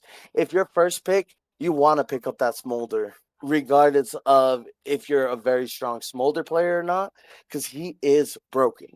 We saw that in the upper divisions, and we've seen that in the mid divisions. Yeah, 1000%. I know soon enough Smolder is going to be nerfed, and it's still coming. He's going to get nerfed again. I know it's coming. Makes me sad. It's my highest win rate because I'm a dirty, filthy meta abuser. But you know, so far we have another pick, a power ADC pick. We see the ban of the Jinx coming out, as well as the Gangplank. I know Weeblord is a Gangplank aficionado, as the kids say. But yeah, what do you think about the Jinx ban? I know on the side of Topside they're more target bans, but just of a Jinx ban in general, with where the state where Smolder is, what do you kind of think about that? I think that Cat has to definitely ban Smolder here. Unless they're looking to first pick it or just get it out of this series. I mean, they have the option to give it to Topside Gaming and then play around the fact that they're going to be first picking the Smolder, right? Right. Yeah. Topside could be looking for the Smolder for their ADC. With that first pick, I know that Elite. Oh, there it is. You know, you called it. There's a Smolder ban. They banned the Elise away from the jungler of Topside Gaming, which is a good ban. He's a big Elise player. I I know when I scouted their team, we banned Elise against them. I know he does play it. And first pick, we see Ash, who generally outside of the Smolder, outside of the Jinx, is one of the best ADCs in that bot lane. Some would argue the best ADC in the bot lane. I agree. And here's the thing. Are they going to be picking the Ash Seraphine? Is Cat going to give them the Seraphine, or are they going to take it away? What's going to be the play? Because Ash Seraphine is just a disgusting lane that in bot lane, and it's very easy to perform, and it's very easy to play that in the bot lane. Yeah, 100%. And just like you say, we see the Seraphine picked away immediately. So the bot lane of Topside might transition over to an Ashe Braum. Braum being good into Seraphine, still being a pretty oppressive lane to go along with the Ashe. I'm curious to see who Control Alt Defeat picks with this second pick. I You do did, like the you, Seraphine Seraphine MF. Yeah, that's a good combo into the bot lane of Topside Gaming. I believe, if I can correctly recall, that I played Seraphine MF into Ash Braum against Control Alt Defeat in a scrim the other day. Shoot, maybe they liked it. Maybe they wanted to see what's up with that. But how do you feel about this bot lane so far? We're showing both bot lanes from either side. I mean, they're both solid bot laners. I mean, I'm over here thinking if that Seraphine can land her ult and Braum does not shield it in just the right time for that misfortune to also land her ult, that's just going to be devastating. But Braum has that capability to block everything that Seraphine and Misfortune want to do. Yeah, 1000%. And you've got the Braum, who's going to be good into Seraphine. He's going to be good into Misfortune. He can block both their ults. It's really going to come down to the play of La Capone, who is honestly on the side of the top side, is exactly the person you want it to come down to, because he's their captain. He's their leader. He be in the chats, he be talking. And I think that this will be a chance for him to show something pretty big if he wants to get this second win, this game 2 win for his team. As we see a Zach lock in, which we saw last night too, actually. I think it was me and you on the cast. They locked in Zach Yeah. as well. I guess I got to ask your opinion once again. How do you feel about the Vi Zach matchup? Vibe Zach, it is very, very situational. But the biggest thing is this Vi has to come at very known angles, whereas Zach can come literally from anywhere and interrupt anything that you're trying to do. Now, Yeah, granted, 100%. that unstoppable from Vi is very disgusting. Yeah, I love the Vi pick. Honestly, I'm a big fan of Vi.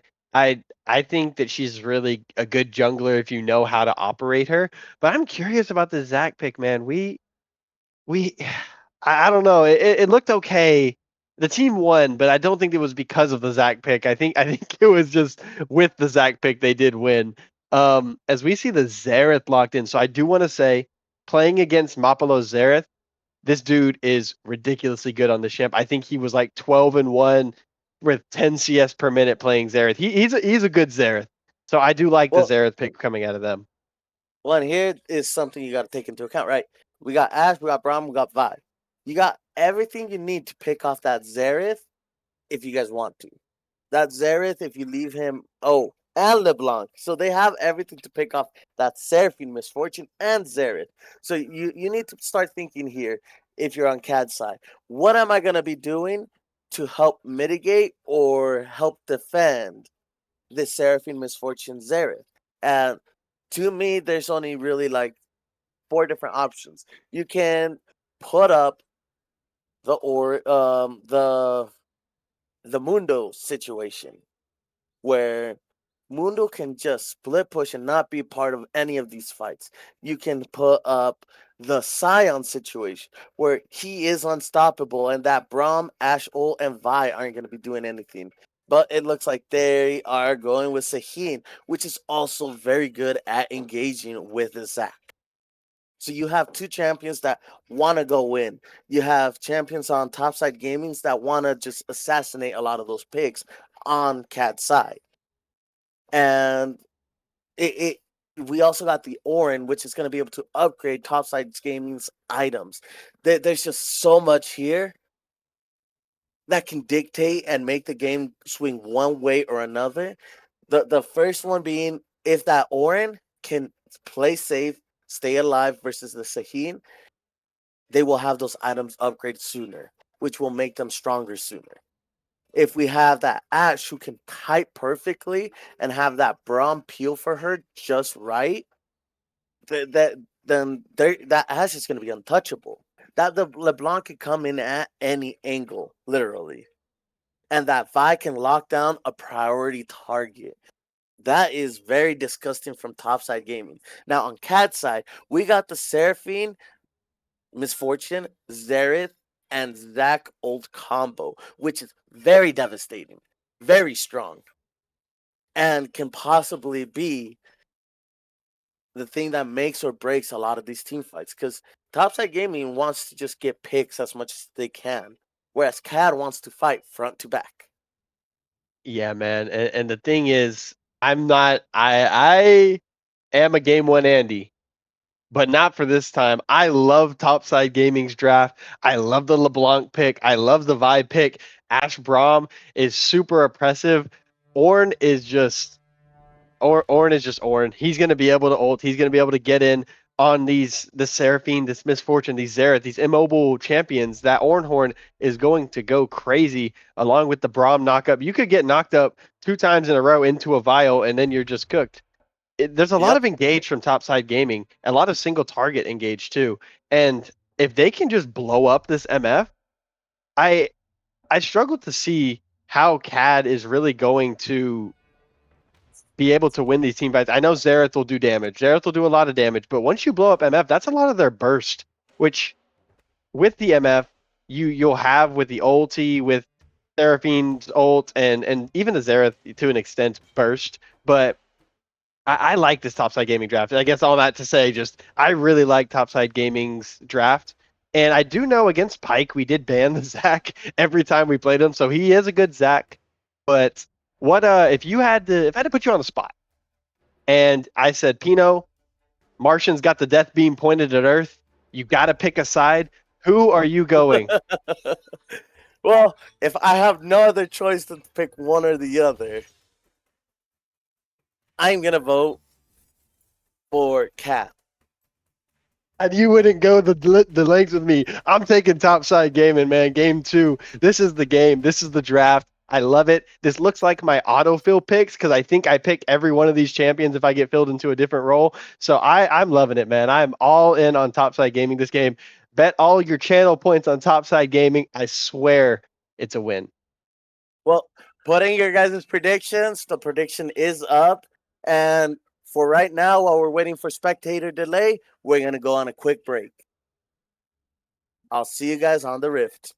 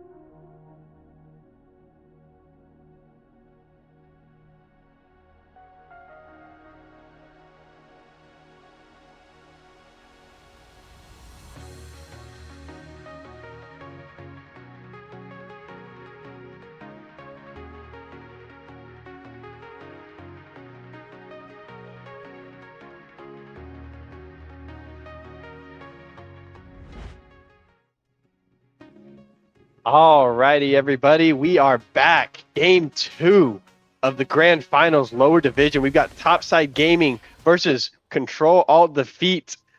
What are we thinking this game 2? Can you take everybody through this matchup? Kind of what teams are looking to play for? My boy Pino here.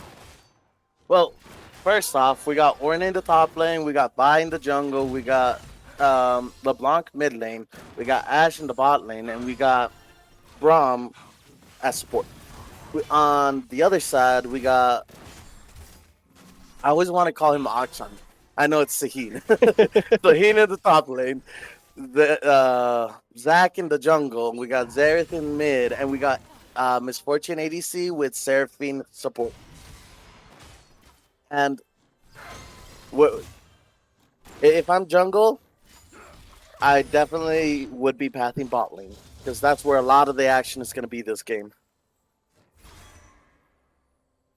Yeah, 100%. And as we're looking at both these comps, we see Gasly's on a LeBlanc. We saw how he played on the Akali, where he can get those dive champions, those not really lane bullies, but champions that can say, "Hey, 1v1, I'm going to kill you." Gasly's have looked pretty good, and we're already seeing a difference in this bot lane. We're seeing a CS lead once again built up for Topside Gaming. Veni Vidi Vici on his signature Ashe, which he does play a lot. That is one of his picks. I do like seeing him on the Ashe. Versus Type C, who I don't really know if they've played MF at all really this season. But MF is normally a pretty decent pick into Ashe, especially if you can line up those ults, if you know how to hit those Qs.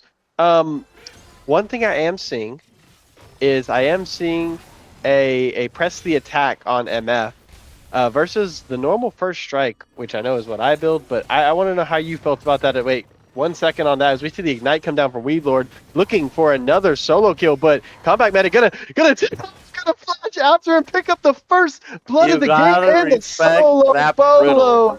Oh, Orange Brittle does a lot. That's both flashes used. Ignite down from Weedlord. TP still there for Combat, who honestly can just back and then walk back to lane. He got the solo kill. What a play. Oh, Braum dashes in front to block with the shield. The root falls on Veni. Shikamaru is here, so the bot lane does have to watch out. Barrier out of Type C cable. Flash as well. Capone to follow with the flash. Veni Vidi Vici follows as well. Exhaust dropped. Grabs his first kill of the game. We're already looking to a 1K gold lead at 3 minutes into the game. Coming out of Topside Gaming, who already look really good as both junglers are just trading Scuttle Crab. Veni, I don't know how much longer you want to stay there, but man, this is so rough for Gatsalis in mid, who is trying to trade back, gets hit by the stun, but that Xerath is just sitting back and poking him out over and over again every time he wants to go back in. Yeah, no, there's a very oppressive mid lane. And lots of action. I agree. Now, here's something that a lot of people don't take into account. You got to be very, very careful about that top lane. Because that top lane can be the deciding factor in what's going to happen later on. Yeah, 1000%. We're already seeing a little bit of a CS lead coming out of Combat Medic on this Ornn. Grabs the first solo kill, and man, Gatsalis just is not allowed to play the game. Flash out of Mapalo, trying to get the solo kill in the mid lane. Up 10 CS, but using the flash on the Xerath can't really feel good if you're not scooping up a kill from that. But one thing in the notes of Topside Gaming is do not let Combat Medic get ahead. You cannot let him start to run the game because he will run the game. And already we're seeing a little bit of lead. Got to be somewhat worrisome for the side of Control Alt Defeat. Yeah, no, I agree. Then again, I'm over here thinking, okay, we got a very oppressive AD carry that's not ahead like she should be. We got Ornn, who is one of the best, if not the best, top laners right now. That when it comes to comp, just because he can build that helm, and he gets instantly armor and MR versus any champ. That brittle that comes out is so devastating, and he scales very, very well when it comes to having armor and MR in his kit. Because of, if you know his passive, wait, do you know what his passive is or no? For Ornn or for Braum? I don't know why I was thinking about Braum. For Braum, the brittle stacking, it reduces, I believe it's armor. I could be wrong about that. Are we gonna check on that production? We know what Ornn. No. I'm reading it right now. So Ornn's fellow is dealing 14 max health magic damage over time. Oh wait, Ornhorn comes down. Zach bops in, and Medic is burning slowly but surely. Weebler going to pick up the kill. Once again, Medic cannot survive Pyke. He is just on him both games so far. It's been like consistent pressure from the jungle in top, who, like we said beforehand, doesn't really play for top too often. It kind of just leaves him on an island. As we see, first Drake does go over to Topside Gaming once again. Good trade. You lose your top laner, but you grab the first Drake. And that's the thing about this Ornn. is he can get behind and still be useful in these team fights. He might not be as tanky as you want him to be, but that Ornhorn has a lot of effectiveness. His dash, his knockup, it's still going to do a lot of good work for Topside, even if he gets ganked into oblivion like he did last game on the set. Oh, they're gonna be pausing, possibly. We did see Veni Vidi Vici leave the game. An ult missed from not missed from the Zac, a jump miss from the Zac. And Shikamaru tries to make a play bot, uses the cease and desist from the Vi, not able to get something happening. But Zac is on the way. The Xerath ult taking up 98% of the map. As it does, he's just shooting down this bot lane slowly but surely. Zac jumping on in, gets the knockup, gets the grab onto La Capone. As the root comes in from Seraphine, there might be a kill here. Type C Cable taking a lot of damage, forced to back off from this bot lane dive, and Braum survives. Well played by Topside Gaming, and once again, this Braum is just being, this Ornn is being super oppressive into the Zahen, who already down 16 CS. Not exactly something that you want to see out of your Zahen, but you know it should be fine, right? Well, Ornn is one of those champions where, like I said, that brittle effects targets, or so what it says is immobilizing effects on brittle targets have their duration increased by 30% and deal an additional 11.4% max health magic damage. So if you break that brittle attack, you also knock them back, dealing additional damage. Okay. And his passive is he gains an additional 10% bonus health, armor, and magic resist from all sources. So that helm is just so strong with Ornn. Yeah, 100%, and it makes Ornn pretty rough to kill early. As you see, Weeblord's trying. He's trying to get some pulls. He's trying to do some damage, but man, Comeback is just doing really well on this, and we're seeing a lot more fighting so far. First couple minutes than we saw last game. Last game was pretty slow until about 7 minutes in, I think, when First Blood was. But like you said, look at the oppressiveness of this Ashe Braum lane. Up 10 CS already, just kind of keeping this MF under tower. It does make them a little bit susceptible for when Zac does clear his camps down bot, but you know, you want to look. Pyke's been looking a lot top. You might want to take a look down to this bot lane, help out your boys Type C Cable and Big Buddha. Well, I agree. And Sahin, even if he gets a little bit behind with levels, he'll make a comeback once he gets those items underneath his belt. You just got to wait for those items to be underneath your belt to be able to output that damage, right? To be able to proc your ultimate or your passive, which keeps you alive. Yeah, 1000%. And I know we're kind of just ignoring the mid lane. Oh, Weeblord looking for something. Is he going to hit the pull? Grabs the pull. Unstoppable. Good play from Comeback, surviving that gank attempt as Pyke was up there again. He did have Shikamaru there to help him if things went bad. He had the cease and desist up, ready to go. So it could have been a good attempt turned bad from the side of Control Alt Defeat, but Comeback still able to survive, not able to let that Zac even get an opportunity, as now looks like they're on the Void Grubs looking for a fight. Shikamaru sniffing, looking for something around here. Looks like Ornn's on his way down. Just going to back, just going to give it up. Not much going to happen there between the two. But Xerath looking for something. Nope, not able to stop the back in time. That could have been bad for the Vi if she got caught there.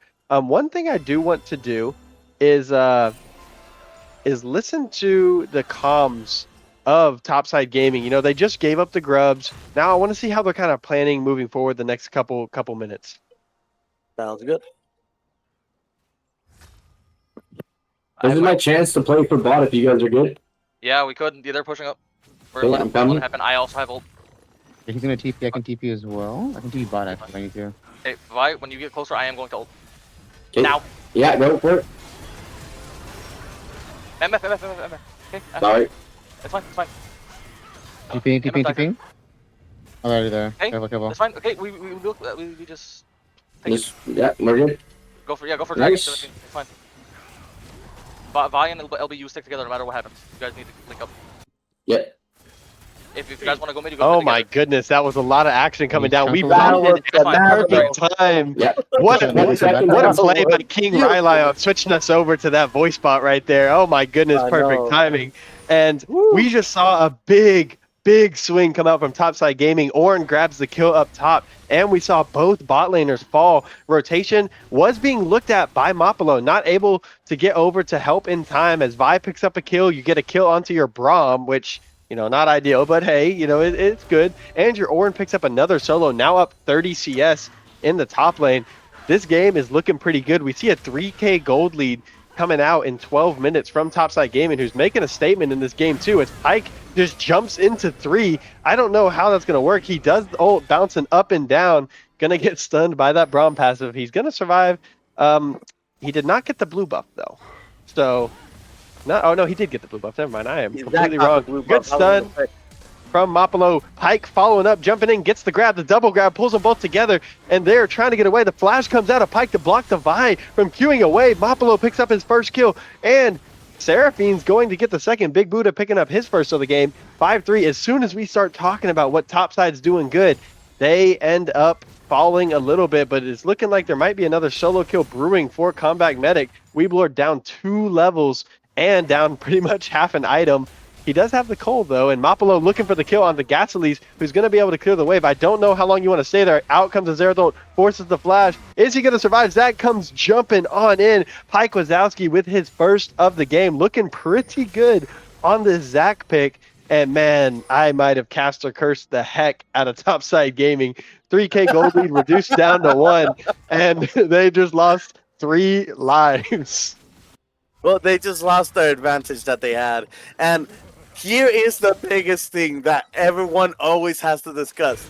When is the good time to invade, right? And people always say, you shouldn't be invading if you're ahead. Reason being, you can throw your lead very easily, just like you just saw in this game today. And what my opinion is, you shouldn't be invading at least until you get that mid turret down. That is my opinion. I don't know what everybody else thinks, but if you're in any game, in any team, you want to always just wait till you have the tempo to invade with your team. And that includes having that mid turret down so that way you can control vision. And speaking of that, Pyke Wazowski jumps over on the Combat Medic. Weeblord misses the pullback. He's bouncing up and down. Boing, boing. Pyke Wazowski wanting the kill onto Combat Medic. Weeblord trying to follow up. Gets the ultimate in. Combat Medic putting up a good fight. Down comes the Ornn Horn. Oh, not able to get it, but he gets the return kill back on Weeblord. Type C Cable flashes forward, drops the ult. Misfortune is going to fall to Veni Vidi Vici, picking up his second of the game. That's an 0-3-1 MF with Hubris. I don't know how we feeling about that, but looks like the dive is coming. Big Buddha might be in trouble. Cease and desist comes out of Vi, and insta-stun by the Braum. Veni Vidi Vici, Triple V, catching up with his third kill of the game, showing us why the bot lane of Topside Gaming is to be feared. And what a play by Shikamaru. Just perfect timing again to grab another sweep on their bot lane. And Topside, Combat Medic, showing why he's one of the best in the division, able to trade one back in the 2v1. Man, you gotta love what you're seeing out of Topside Gaming. I love every moment of this game because I'm predicting, like, okay, what's gonna happen? And in comes Pyke Wazowski. Mapolo just following up. He tries to get away. Gasolis is going to fall. Second kill of the game for Pyke Wazowski, and second death of the game on this LeBlanc. Not something you really like to see from the LeBlanc. You kind of want to get a lead and snowball, but apologies for interrupting you. Let's get back to what you were saying. No, you're good. I was just going to say that, though, another fight. No, I'm kidding. I think Mapolo might be able to get away. He does have the flash up. Oh, he's going to hit the stun. And oh, the knockup comes out of Combat Medic. This might be a dead Zerath. Oh, no, I'm wrong. Here comes Weeblord. La Capone to follow up with the Braum passive, looking for the stun. But guess who's here? Pyke Wazowski once again. Double knockup, double pull, and the TP is coming in. This is a big fight. Triple V is on a rampage, grabs another kill. This might be the first death of the game for Pyke Wazowski. Down goes the Zach. La Capone picking up that kill. And once again, I'm going to say it, 3K gold lead coming up for Topside Gaming, and it's looking like a good game, man. It's a perfect response from La Capone. He was on his timing. Type C Cable looking like he's going to fall again. Veni Vidi Vici, you don't like to use the flash there, but man, he is big right now. This Ash is going to get going. 5-0-3 for Triple V, and as his name says, he came He kind of got beat up in game 1, but now he saw and he conquered in game 2 as they're going to grab this Rift Herald for the side of Topside Gaming. Man, I'm just over here thinking, okay, so what is going to happen here? Are they going to be able to get this dragon? Are they going to be able to make a comeback? And then, yeah, there's a death. I said it. I said a 3K gold lead again, and it happened again. I just need to stop. Oh, it happened again. Comeback Medic picks up the kill on Mapalo. Down goes Comeback Medic. There's just everything happening. Weeblord is going in on Gasly's. Oh my god, that LeBlanc damage is nasty. Ultimate comes up from Weeblord looking for the kill. He's trying to play the clones, not able to. Gasly's does fall, grabs a Zaheen Flash and the Grim Deliverance as well, but that will be first Drake of the game for Control Alt Defeat. Gonna be able to stop that Drake stacking from the side of Topside Gaming, but man, I need to stop talking about the gold lead because as soon as I say something, it's just like it's like a trigger for Topside Gaming to just throw a little bit, and down goes Triple V. Oh my, it's devastating. And I'm over here looking at both. I'm just like, they're playing well. They're responding properly. There's nothing bad that I can really say that one team is doing worse than the other. They are getting caught out a little bit, but that just comes with experience. And you know, in the higher divisions, you understand little fundamental things that change certain outcomes. But overall, this Orin is being a menace. He is doing his job in pushing top lane and applying so much pressure. We got Zaheen, who is finally on the board. And, you know, there's possibility. Yep, speak of the devil. Oh, here comes the engage. Cease and desist down from the Vi. Weeblord goes up into the Grim Deliverance trying to survive. Shikamaru and Gaslights are here, but they're not winning this 2v1. It's looking like Weeblord might get a turn. Grabs the kill, and the Shikamaru's still going, but on the top side, Mapalo gets hit by about every ultimate ability in the book, and he falls to Veni Vidi Vici. Gaslights on the run, trying to survive with the passive, but Pyke is bouncing, and he's bouncing, and he's bouncing, and down goes Gaslights to the Zac. As the recall comes in, it's going to be a 2-for-1 trade in the favor of Control Alt Defeat, who are managing to make plays despite, honestly, their MF not really being able to do much. Kind of just gets killed if she ever decides to walk up. But what a play coming from Weeblord, able to turn that 2v1 around. Well, if I was this Misfortune, I would have gone Blade or freaking Bloodthirster over the Anderson engage. Seraphine ult hits. Pyke jumps in on top. Knock up coming from Braum. Combat Medic is on 1 health, able to survive. But look at the damage coming out of Veni Vidi Vici, doing his best to keep his Ornn alive, not his Braum. Keep his Ornn alive. And the encore from Seraphine was good. Grab 2 with the follow up from Pyke, but you just don't really have the damage to challenge Veni Vidi Vici at this point. Now here's the question. You just upgraded Ashe, so regardless of what you think, this Ashe is actually a little bit further ahead with Ornn's first upgrade. And Misfortune is still on 1 item. She is really behind this game. Yeah, 100%. You're going to be looking, if you're on the side of Control Alt Defeat, you really want this Zahen, this Xerath, to try and carry you through the game as Gasly's might have gotten caught. Weeblord tries to find him, not going to be able to finish up the kill. Just give him a little bit of a jump scare, let him know that he's not alone and that the Zahen is always watching.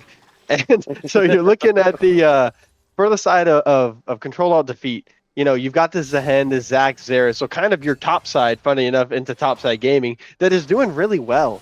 Mapalo's able to output damage on the Xerath, so even if your MF isn't strong, isn't able to really stand up with this Ashe, you've also got a Seraphine with the Encore who's going to be able to make a difference.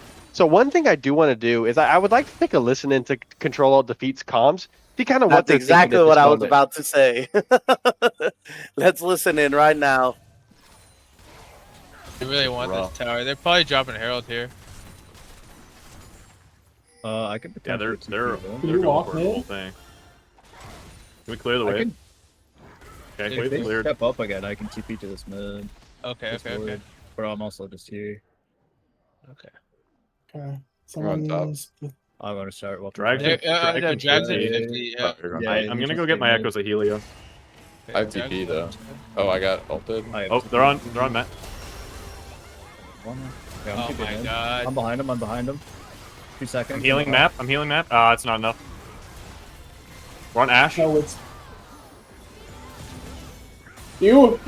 Please, sir, can I have another? Kill me. Revive. We got drag. All right, Yep. we can come back to Healing the team. cast as we heard the Oh my! control alt defeat. what a call. Let me have another. Beautiful to hear on the cast that these guys are also just having fun coming into these grand finals. But that encore was beautiful from Big Buddha on the Seraphine, able to grab 3 people. Down goes Veni Vidi Vici, down goes Capone, and you only traded out Mapalo as we see Shikamaru looking for an engage here, going to just fall to Weeblord. The Vi dies. Type C Cable also goes down, able to go over the way of Gasolis, who gives the double kill over to the Zahini. That's not exactly what you want to see. Getting Weeblord a couple more kills as Ornn drove that Herald all the way to Narnia in the bot lane. Gonna get the back, and that will be the second Drake going over to the side of Control Alt Defeat. He actually didn't drive it to Narnia. He drove it to in between mid tier 2 and the wall. Oh, it looks like there might be a contest coming down. Arrow comes down from Ash, gonna grab the stun onto Zach. What an arrow from Veni Vidi Vici. Still gonna get the Drake, but you might lose your Jello monster, whatever Zach is, as Veni Vidi Vici kiting. Combat Medic doing his best to keep this Zehen back. Good dodge by Veni Vidi Vici. Here comes the Ornn Horn. Up goes both the jungler and the topside, resurrecting for Weeblord. Pyke Wazowski going to get hit into the passive. I don't know if you can kill him here, but on the backside, LeBlanc is just killing your Seraphine. Down she goes. MF with the bullet time, picks up, well, doesn't pick up the Vi, does a lot of damage, and Weeblord grabs the Vi. Classic top laner taking kills from the 80s carry, but, you know, whatever. And, this, you know, even more important than the Drake, more important than all these kills, Pyke Wazowski gets the bot scuttle grab. And if you look at the goal lead, it is tied now.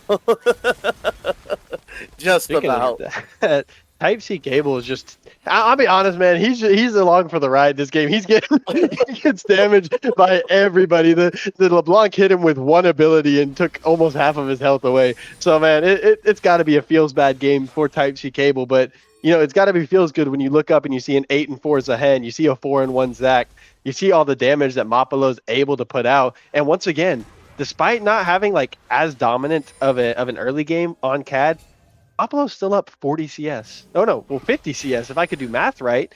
50 CS on this LeBlanc, man. This Xerath is going to be a problem. Oh, I agree. And I will say this right now. Maplo is very, very, very, very good at keeping that CS lead. Regardless of what's happening in the game, he's keeping those CS numbers going up and up.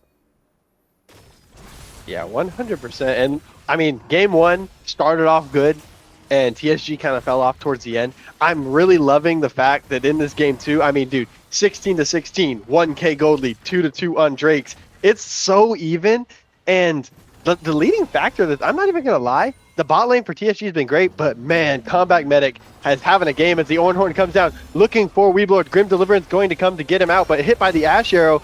Here comes the Encore, grabs 4, and Weeblord gets the pullback out of the Zerathos. He's going to grab the kill onto the Vi. Bullet time comes down from MF, gets 4, down goes Veni Vidi Vici, and here comes Gasolis, grabs the kill on the Type C Cable. Jump in from Zach, he's going to get the pull onto the minion, misses Combat Medic, and it looks like on the top side, Gasolis is out, he is free. That's a 2-for-1, but Pyke does once more. Pyke's going to keep on going. Like his namesake, Mike Wazowski, he is not going to stop. Unstoppable from Combat Medic. I think this Ornn might fall. He might be dead. Is Weeblord going to pick up another? Let's see. Oh, they're going to give it to Pyke. Grabs his kill. He's now on a killing spree. I believe that is his 5th of the game. As Gasolis wants to fight with Mapalo in mid. Gonna just TP back, realize he doesn't do as much damage as Mapalo does. Man, that Xerath is hurting at this point. Yeah, no, I agree. He's doing what he needs to do. He's damaging that backline. He's online right now, and what I'm excited to see is seeing these angles that Pyke Wazowski comes in on. Yeah, man, we were talking about the LeBlanc. I guess we didn't even think about the Zach. Speaking of Pike, he might be in a little bit of trouble. Just channels his jump. He gets right away. Never mind, I lied. But he's finding these angles, these jumps. I always forget how far Zach can jump. It's kind of crazy when you really look at it. He sends it. He really is the king of just being like, man, F it, we ball. I told you, Zach is such a huge impact this game. Like, Vi, yes, she's unstoppable and she can get on somebody, but having a Zach come in from nowhere, ult you, and spread out your whole entire team while also doing a lot of damage, and then still survive with his passive while the rest of his team is doing all this damage, you just gotta be like, man, that sucks. Yeah, and after all that, it comes down to a 2K gold swing. Looks like some pings are going in on this Drake. One thing I did want to say, because I know I've been giving him a hard time this game, Type-C Cable, that ult, that bullet time on Misfortune was beautiful. As we see, Pike doesn't have passive up, might get caught encore down, and Xerath over the top looking for damage. This Zach is taking absolutely no damage, plus the bullet time. Braum is out, so is Shikamaru, able to get away, but that's some big ults expended right before this Drake is going to be coming up. Encore is down, bullet time is down, Zach's ultimate, I don't know what it's called, is also down, Xerath is down. I mean, this would be the opportunity for the side of Topside Gaming to maybe make a play. Let's bounce. That's what, you know, that makes so much sense that it's called Let's Bounce. That makes so much sense. But man, if this Vi and LeBlanc can kind of get synced up, as we see LeBlanc coming in, trying to maybe make a play happen on Weeblord, misses the grab, gets rooted, but Gasly's just isn't going to do as much damage as he wants. Looks like this is a give angle for the side of Topside Gaming. They are kind of posturing. Your LeBlanc is topside, potentially looking for a TP in, but that Drake is down at 2,400. La Capone looking to get some vision. Combat Medic is here. The Spy steals again! Shikamaru, what a play from the Vi, keeping his team moving forward. Now the fight is on. Vici dies to Mapalo, and over the top, here comes Shikamaru trying to make a play. Ornn onto Weeblord, but down goes the Vi. Xerath picks up a double kill, and Mapalo once more. The team is chasing. Here goes down La Capone. Type-C Cable with the kill. Getting on the board, man. What a play from Shikamaru. And the ensuing fight doesn't go how you'd want, as Gasolise might be dead. Looking for the jump in from Zach. Who else would it be than Pike Wazowski? Gasolise pops the passive, and Weeblord is legendary. Not just the name, the player as well on this Zehen is going absolutely crazy. And that's going to be a Baron for the side of Control Alt Defeat. I mean, see, this is the big thing that I was talking about. They're fighting those fights front to back. Every single fight that I've seen, they're doing front to back. They're focusing on that back. That Xerath range is so disgusting to be able to pick off that back line while the front line is being focused by their front line. It's a front to back fighting for the side. Speaking of front to back, I think this Ornn might just be dead. Encore comes down, doesn't hit him. Ornn Horn is out, gets the double knockup, but is he going to be able to kill Type-C Cable? Barrier is popped by the Misfortune, and yeah, that's just a dead Ornn. Was flying a little bit too close to the sun, ended up falling, but that's okay. You know, he was just trying to make a play happen. Baron over to the side of Control Alt Defeat, as well as a 5K gold lead, and one thing that you don't want is this Xerath to get any more fed, but I got bad news for him. You got a Xerath and a Zehen who are extremely dangerous for your backline that is Ashe. You know, LeBlanc wants to dive in, Vi wants to dive in. Buta's doing a good job of keeping Cable alive, though. Now here is the question for you. How do you make a comeback if you're Topside Gaming here? Well, if you're Topside Gaming, you just got to play for the overstep. It's going to come. Control Alt Defeat has shown that they are prone to, in their own words, inting a little bit when they get these leads. But, you know, you just got to wait for that opportunity. You've got a comp that can pick somebody off in a side lane. You've got a Vi. You've got a LeBlanc. And as they're pushing up this mid, this is the chance for an engage. There's no Zehen here. And that's going to be their biggest threat on the back line. If you get Vici pumping damage, you know, getting his Q stacked, being able to just free hit and not roam, but kite around. Oh, speaking of that, Pike in, gets the flash grab into the bullet time. Mapalo picks up the kill onto Ashe. This looks like this game has been decided to be over from Control Alt Defeat. Oh, Mapalo with the double kill. What a beautiful engage from Pike Wazowski, as it looks like this might be the end of game 2. What good damage from Gasly. Picks up the kill back into Mapalo. Shikamaru doing what he can in his backline as Control Alt Defeat smells blood. They smell the blood in the water. They are circling like sharks, looking for the end, looking for the destruction of this Nexus. Combat Medic gets jumped on by Pike. Is he going to be able to hit the grab? Doesn't go for it. Unstoppable on the Ornn, and we are still pushing, still looking. Type-C Cable grabs Gasly's on the LeBlanc as Weeblord is in there. Pike is in there. Shikamaru is going to fall. Ignite dropped. Vi is dead. Now it's Pike Wazowski on a rampage, and it looks like the Nexus is going to be down for game 2. Capone is back up. Vanny Vidi Vici. Candy Ash make a miracle play. Gets pulled in. He is dead, and this is going to be a 2-0 lead for the side of Control Alt Defeat. Topside Gaming fighting as they might. La Capone falls to the Zac, and that's going to be the end of game 2. It looked so good for so long, and that's heartbreaking for Topside Gaming, but what a turnaround from Control Alt Defeat. I agree. That was neck and neck. They were fighting. There was, oh man. If you're Topside Gaming here, you got to be stressing out a little bit. You got to be like, oh, what can we do to change this outcome? And there was one huge factor that screwed them over. Can you guess what it was? What's that? I want you to tell me. There was no way to deal with that front line from Cad. That Zac was just so tanky and was soaking up so much damage and healing so much. And you got to think, okay, who has the anti-heal? Only the Vi that game got anti-heal and the Ornn. But Ornn has to be hit in order for the anti-heal to work, right?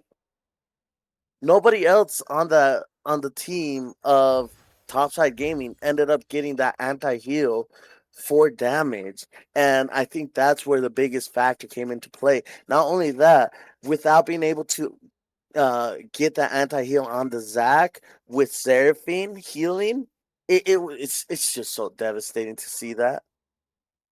Yeah, man, it's gotta feel bad for Topside Gaming. Looks like their early games, man, they're doing so well. That early game went about as perfectly as you could ask.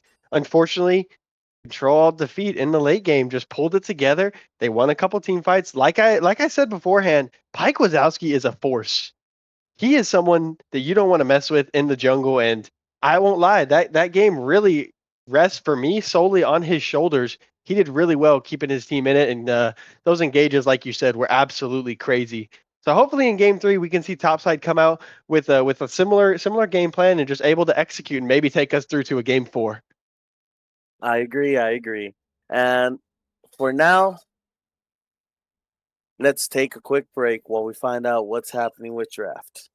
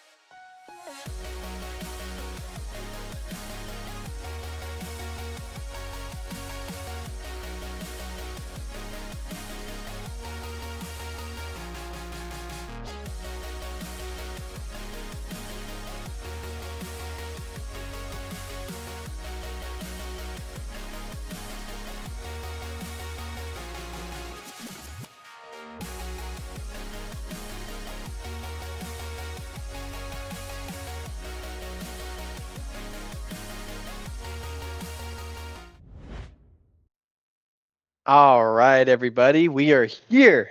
Game 3. Control Alt Defeat has seen a little bit of scares. Topside Gaming's been playing well, but it is a 2-0 lead for the undefeated team of the regular season and the playoffs.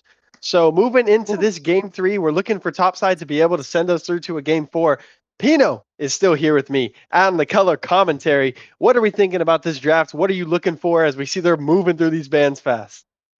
I'm thinking they're probably gonna do same bands. Yep, it looks like they're doing the same bands.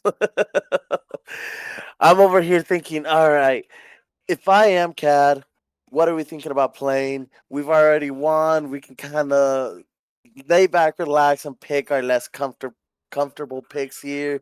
Show something off that we haven't shown off. We got 2 games to do this. Warwick, great pickup. Topside Gaming, you should be looking more for, okay, they have someone that heals. Let's get anti-heal versus this comp right away, right? Yeah, I, 100%. Yeah. I think Aphelios is great with range. He has all his weapons. If you're able to combo them correctly, golden. We also have Volibear, who's a great top laner, but this can also be a Volibear jungle, who's also very, very great for getting in those tower dives and being able to contest these objectives. Oh my And goodness. from Cat's Yeah. side, we have a great control mage, Zyra. And Dude, Jin? these drafts are going off the edge, man. I just like we're looking at the first couple drafts, okay, meta pick, meta pick, meta pick. Then you have Set and Zach. We want and then you just see game 3. They're just like, you know what? F it, we ball. Warwick, Zyra, Jin. I mean, the cat side is starting to look like solo queue. Oh yeah, 1000%, man. Um, yeah, I don't know what's going on. We've lost the plot. We got a volley bear. We got a Swain on the other side. Warwick, Zyra, Jin. What are we making out? So we can assume. And Lane this is an support. assumption. Yeah, we can assume it's Zyra, Jin bot lane into Aphelios Swain, right? Yep. So what do you think about that bot lane matchup? Well, that bot lane is decided on 2 things. First one, if Aphelios can properly rotate his weapons. If he can't, then I don't know what to say there. But he has that front line with Swain. That Swain has a lot of sustain when he ults, and it's just a phenomenal duo bot lane. But you have to have the proper gun rotations for topside game. Yeah, Now, I can't say we ever see Aphelios in the lower division. Now for Cad, they have Jin Zyra. Zyra gets a root, Jin follows up with a root, and then you do your big force shot on somebody and then back away. You have so much damage. And is that a Tristana mid? I'm of the belief that's a Tristana mid. Don't play with me. Don't make it a Tristana top lane. Tell me it's a Tristana mid. That It is has something to that I be. haven't seen for a good fat minute. That was Yeah. very popular in the when ADCs were all busted and you saw ADCs top, ADCs mid, ADCs bot lane, and ADCs in the jungle. Into the Ari. Okay. So I do know Gasolis is a bit of an ADC player. So that is almost definitely, I mean, it could be Aphelios. There's no way it's Aphelios mid, right? Surely not. Surely It not. can't. It's not a Filios mid Yeah, because there's no way. he Well, needs to sustain from a support or that front line from the support. Whereas Tristana, she has her own wave clear and she pushes waves pretty good. So I don't think that is it. And Aurelia top lane. Woo! I want to see who this last pick is before we give any kind of anything. I know. That's Because why what is going on? Because if it's Volibear jungle, then it's Volibear versus Warwick. If it's Volibear top, that's a Volibear versus Aurelia, and it's they can go anywhere. It's a Jax. That could be Okay. Jack's jungle or Jack's top. That's why I'm so confused. So if this, I think that it's going to be Jack's top. What I want you to break this down for me. Tell me what teams are looking for. What's going on? All right, we have Jax with a split push that is very good into any auto attack champions, which you have that Warwick and you have that Aurelia. Very good with also being able to 1v2 them because of his W. It's so disgusting that what I don't know exactly the name Of Jax W? of Jax W, but it's Man, when I he couldn't name either. helicopters. Yeah, Well, helicopter, whenever I see helicopter. it, well, when I see it, I'm just like helicopter, helicopter. Yeah, no, 1000%. And like, I don't know, man. This Swain to Philios lane is exciting me, as well as Jin Zyra. You know, funny enough, moving into game 4, if we do get a game 4, topside support pretty much main Zyra in ranked. So this could be a hey, F it, we ball pick. Let's pick something away from him. But this looks like a solo queue, like you said earlier. Like this is just complete mayhem, complete madness. So I know we're looking at these picks. I want to ask you, who do you have for this game 3? You know, I'm looking at this and I'm just like, I don't know if 4 or the split pushing is gonna win. And by that I mean Jin, if you know the song I Yeah. can only count to 4. That's every time I see Jin, that's the only song I think of. Yeah, man. I mean, at this rate, if this goes to a game 4, a game 5, we might end up seeing like a fiddlestick support or something. If we're just gonna keep slowly getting more and more off meta, it's gonna be pretty fun. All right, so it looks like it's gonna be Jax top into Aurelia and Volibear into Warwick. Okay. After hearing that, does that change who your prediction is, or? It does change it a little bit because that Volibear being on the map and being able to tower dive with any lane makes such a huge impact, whereas Jack just has that ganking advantage, if you know what I mean. Yeah, no, So, 100%. so I think what's going to end up happening is you want to play for this bot side and you want to leave Jax to his own devices. You want Jax to get his own lead this game. If you're CAD, you want to focus this bot side too. You want to rotate that Warwick bot lane. You want to try and get this Jin Zyra up because Jin damage is so ridiculous. Yeah, And no, 100%. and then last but not least, mid lane is really just going to be who can clear the wave faster and rotate either top or bot. Yeah, 100%. I don't really know the Tristana Ari matchup, unfortunately. I might be a little bit too new of a player. I do know that Tristana used to get played mid and probably was pretty good, but I'm curious to see since Gasly's is really an ADC player. I've seen, when I did scouting, I saw he played a lot of ADC. I'm curious to see how he pilots this Tristana and the impact that he can have on this game. I agree. Well, putting your predictions. We'll see what everybody predicts. Who's gonna win? Who's gonna lose? Are they gonna go for a game 4? And we'll be right back in about 2 minutes.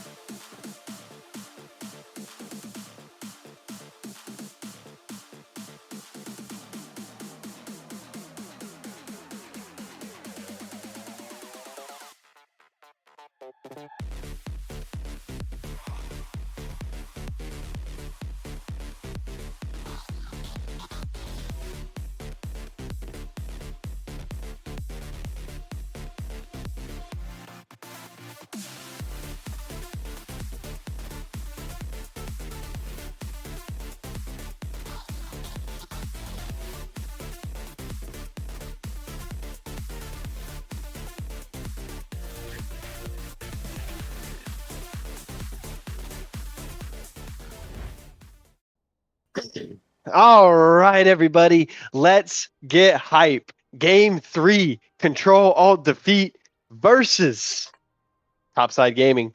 Right now, Control Alt Defeat's 2-0. If you're not with us, if you haven't been with us, welcome to the show. Me and Pino running the cast. We're having a good time, a great time. On the left side, Topside Gaming holding the blue side down with a quite unconventional draft. You got the Tristana mid. We're looking at probably the first Aphelios that we've seen in the lower division this season. And Veni Vidi Vici decided elimination game, grand finals. This is when I'm going to pull it out. So I'm excited to see that. While on the other side, Control Alt Defeat, unconventional picks. We got the Aurelia, the Warwick, Ari, Jin, Zyra. I'm excited to see how these teams do. Pino, how we feeling? Are we here? Yes, good? I am here. I How we am feeling? thinking, this Aurelia, if she gets any lead versus this Jax, it's just going to be tough for Jax. And we're already seeing fighting level 1. Yeah, 100%. We were talking off cast about how much these teams are enjoying fighting with each other, and man, it's been a journey, and we're already seeing Mapalo and Gasly's going for blood in the mid lane. We see the fighting just coming out in this bot lane. Type C Cable, piloting the Jin. What do you think about this Aphelios pick? I know we haven't seen a lot of it in the lower division. What are you kind of looking for if you're Topside Gaming? If I'm Topside Gaming, I'm thinking, okay, hey guys, we got to have an actual win condition here. Our win condition should be having a split with Jax and Tristana. Hey, keep going. There's nothing to see there, just a solo kill. Yeah, I was like, hey, let's see who's winning here. Anyways, if I'm Topside Gaming, I'm thinking, okay, I see they're playing more conventional comps where they play front to back, and they're just picking off our front line and seeing what they can pick off the back line. Let's throw them for a loop. Let's have Gaseous on a split pushing champ, where Tristana on her own, especially mid lane, can just split push and do really good. We have Jax topside who can split on his own and do really good. And with that 1 kill lead, he is already ahead in that top lane. Oh, as we see Gasly's looking for an engage in the mid lane. Pike Wazowski down the bot, gets the flash out of La Capone into the root, into the death. Type C Cable picks up the second kill of the game. Veni Vidi Vici trying to do as much damage as he can. But as we saw, Combat Medic picks up the first kill, first blood in this top lane matchup where it looks like both top laners have said, hey, we are picking picks where we're going to kill you on. So it's going to be a battle. It'll be a hard 1v1 unless Pike decides that he doesn't want that to be that way. Which, speaking of that, on the other side, Shikamaru looking for the play top. Oh, what a stun coming out of the Aurelia. I think that might just be Jax's life. Dead to Weeblord. Is he going to be able to pull off the 2v1? Flash comes out of Shikamaru, and Weeblord manages to live. And I think Shikamaru might be following him to the gray screen pretty soon. Looking for the fight, gets the stun. Flash from Pike picks up his first kill of the game. Second kill participation. What a play. Weeblord showing how good he is on this Aurelia. Oh man, that's the one thing you didn't want to happen, giving a kill over to that Warwick. That tower dive was also very, very risky, but when you're this behind and you want to try and make things happen, you got to pull out all the stops. Maybe tower diving at that level, though, was the wrong call, though. Yeah, as we see, La Capone looking to make his presence known in mid. The jump in from Gasly's charm comes out for Mapalo to live, hits him with the orb. I think that might just be a dead Ari. Oh, he still jumps in. Yeah, you better get right back out of there. Gasly's grabs his first kill of the game, and in response, that's a good kill. Getting the Tristana ahead of the Ari has to feel good. What a good roam from La Capone to make the play happen. I agree, and there's just fighting all over, and Warwick coming right back in. Nope. Yeah, 100%. I mean, the thing is, with this Jax pick, you want it to not be behind, but Jax will start doing Jax things eventually as the ult comes out of Weeblord. Level 6 advantage, misses the stun. Jax hits his helicopter, as we were calling it tonight, and just going to disengage. Out comes the ult from Weeblord, going to survive. Combat Medic once again with another good way to survive death. Now, the actual name of it is called Counter Strike, but I still call it helicopter. Yeah, man. You know what? Honestly, I like the helicopter name just a little bit more than Counter Strike. Counter Strike sounds a little bit too cool, and we are watching some League of Legends right now. So here comes Combat Medic looking for the Counter Strike, hits the stun, drops the ult, and Weeblord is dead. In exchange, on the other side, looks like Control Alt Defeat's going to pick up the first Drake of the game. You know, they kind of got behind on the Drakes early last game, went down into, I think it was 3-1 on the Drakes, and they did manage to pull it out, but this Jax is looking dangerous so far. Oh, I agree. He's also even on farm with that Aurelia. So the edge is that 1 kill right now.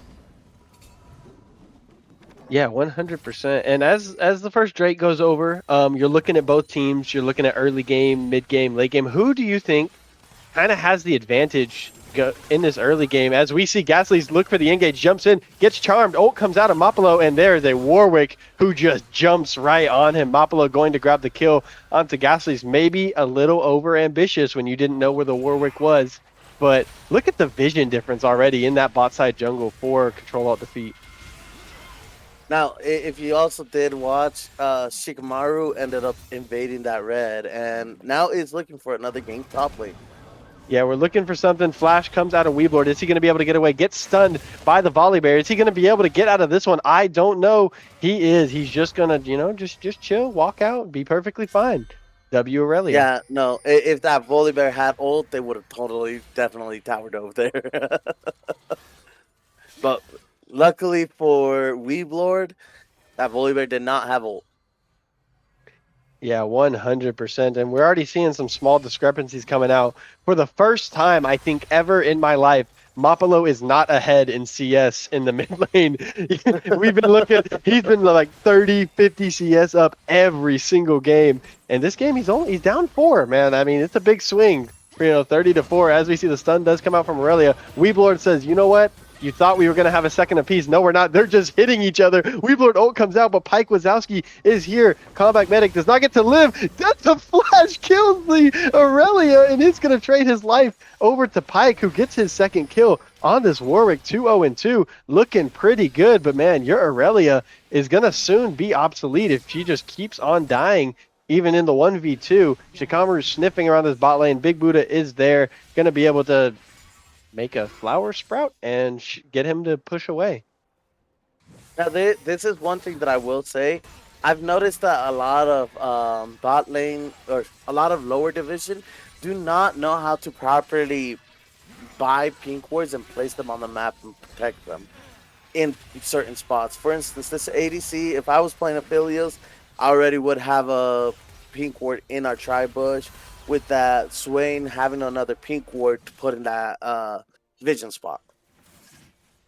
Yeah, no, I agree. And that's one of the points we made before the series. They need to keep a track on Pyke. We've seen the impact that he's had the first game, the second game, and it just seems like the wards just aren't coming. As Void Grubs do go over to the side of Control Alt Defeat, we're looking at about a 1k gold lead at this point in the game, about 8 minutes in. Is this kind of, not 1k gold lead, blurry screen messed me up. I was going to say, it's about even. 500 gold. In this early game, who were you kind of looking to take the early lead, and is this kind of game going how you expected? Yeah, no, I expected Jax to be able to beat Aurelia. Like, that Warwick, I expected him to pick up some kills, because I have noticed this. Topside Gaming does tend to stay on the map a little bit longer with low health than other teams that I've seen.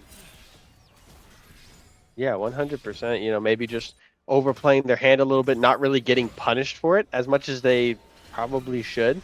But that falls onto Topside Gaming to take advantage of the chances that they're going to get from Control Alt Defeat as Weeblord dashes into Medic, gets the Counter-Strike, drops the ultimate, and that is just a dead Aurelia once again as Deadly Flourish comes out from the Jhin. Lakapone able to flash outside of it, but that's a Warwick on the chase, gets the kill. Big Buddha actually grabs his first of the game. It's good that you get that kill onto the Zyra, but I think you might have wanted it on the Warwick instead. I agree, because he can have more impact throughout the whole entire map. Now, Yeah, no, that top tower is just gonna be melted by this Jax if Aurelia's left to her own devices. And this is the first game that I will say it is topside gaming. Yeah, 100%. I think Pike has kind of made it not be able to be called topside gaming the first two games. This game, he's showing bot a lot more. You see him looking for a move towards the bot lane, potentially lining up a dive down here. Maybe looking for this lane. La Capone is playing it a little bit safe. He's gonna back off, go back to his camps. He's got his top side up, but with the way he's I guess it's a Drake. I'm silly. But Drake is up. Looks like it could be second Drake, but Shikamaru has gotten 2 steals already this series. Is he gonna be looking for another one? 3,300, 3K on the Drake. Still going down 2,500. Looks like the Volibear decides against it this time. He just wants to play for his farm. And second Drake over to the side of Control Alt Defeat. Yet another objective. Yeah, so in your opinion, what do you think's gonna happen here? Do you think that this Jax will be able to keep that lead? Right now, it's looking like it's almost even across the board with Jax having just a huge lead. Yeah, that's the thing, isn't it? Is if this Jax, if Medic is left to his own devices, as you said earlier, he's just going to take over the game. This is exactly what Topside Gaming wants. They played through Medic. He had a good game on Ornn. They were contesting all the way up until late. He had not a great game on the set. He got ganked a lot and died a lot. So they got kind of ran over as the game went on. I think a lot of this game rests on the shoulders of Combat Medic, who's already showing 4-2 on the Jax, up 15 CS. It's going pretty good. And if Gasolis can just keep Mapolo down, as once again, Weebler might just not be having a fun time. This Volibear is top, but Pike is there in response. The Warwick looking for a response to this gank as we see Mapolo also moving up, Gasolis as well. This might be a big fight brewing up in the top side as there is a level advantage on the Warwick. Looking for anything. He's going to dash out. Charm comes down from Mapolo. They didn't know the Ahri was there. He jumps away, and La Capone dies on the other side to the deadly flourish. Here comes Jax. Weeblord picks up Shikamaru. Weeblord is still low. Oh, Medic thought he killed him, and he walked away. Oh, that's got to be hurtful. But Gasolis is still there. He's still by. Combat Medic trying to do literally anything to keep this alive. Mapolo gets the dash from Weeblord, and Weeblord going to pick up 2. Grabs a 3-for-1 in favor of Control Alt Defeat. That has to hurt if you're Combat Medic. Yeah, no, I agree. I was like, that really is dead. That really is dead. I guess that with that sliver of health that you hate to see it, especially as a top lane main. I feel that. I've done so many times where I'll just be like getting them so close to death as Singe, and that sliver of health they get away, and you're just like, what can I do? Yeah, man, I forgot you played Singed, and now I feel disgusted in my stomach again. Anyways, moving forward, the Aurelia grabbing 2 kills. Now she's got that bounty. She's still stacking her coal. I mean, it can't feel great that CS lead's pretty much gone, and now we see it again. Mapolo's up CS once again, but look at the jungle difference, 106 to 90. Is this how this Warwick Volibear matchup is supposed to go? Yes, so Warwick has a lot more capability to roam around the map, simply due to the fact that when people get low health, he gets a movement increase in the direction of the lowest champion. Right. And it looks like this Warwick's looking for an invade. They have deep wards inside of the jungle. Their ward vision is starting to go deeper. Like, you're going to have to start putting in some more wards if you're topside gaming. Speaking of deeper, man, Weeblor just keeps testing this Jax, and I don't think he's liking the answers that he's getting. He's getting chipped out over and over again, having to TP back to base. As Rift Herald does come up, the Warwick is top. This might be a dead Jax. As Warwick is circling, the TP comes in. He just wants the tower. He is going to be able to get it. The counter-strike comes down, gets the double stun. He is just going to be dead. Pike Wazowski picking up his 3rd of the game. 3-1-6 on the Warwick. Man, this feels so familiar from Pike. Just over and over again. These kills. Ahri Charm misses. Knocked away by the Tristana ultimate. But Ghastly's able to hold their own in this mid lane. It's just, man, this Jax by the end of the game might end up being 15-15. It's really gonna be dependent on his next completed item, which is gonna be Boric. With Boric, he's gonna actually have a lot more sustain on top of that Trinity Force, and he was able to secure that first tower, so there is bonus gold on top of him and his team.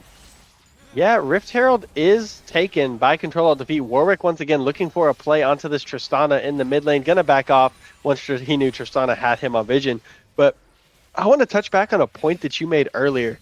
Look at the jungle of control of defeat. There's no wards. You don't see a single speck of blue. Speaking of, Deadly Flourish comes out. Type C Cable picks up the kill onto the Swain, and Veni Vidi Vici might be following suit to the gray screen pretty soon. Double snipe hit by Type C Cable.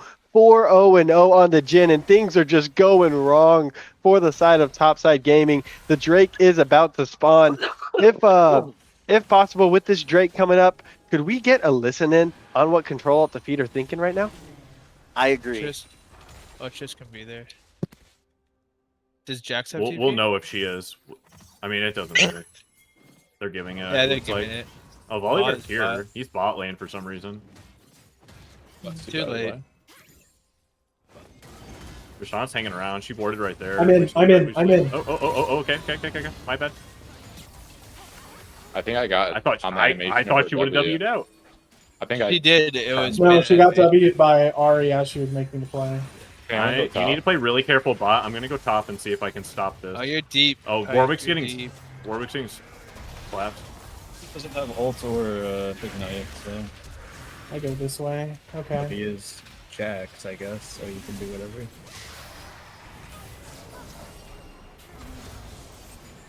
All right, well, we took a listen in, and once again, I think I might have done a caster curse with the voice bots once again. We see a double kill going over to the side of Topside Gaming, while on the other side, Tristana does fall. But like you said, Pino, this Jax is a menace, and that's what they were talking about in that team chat. Yep. And I called it as soon as I saw the first blood. I was like, that Jax is just gonna be so strong. They're gonna have to figure out a way to deal with that. And Aphelios, now on the board with a kill, has an opportunity to actually start impacting this game, because Aphelios is one of those champions that if he gets a little bit, he can start taking it all over. Speaking of that, Aphelios gets the kill, the double knock or double root from Combat Medic, flash forward from Shikamaru looking for something. What a response. La Capone hit a nasty grab onto that Warwick, not letting him get onto his ADC. That's the support gameplay we want to see, guys. Do not let your ADCs die under any circumstances.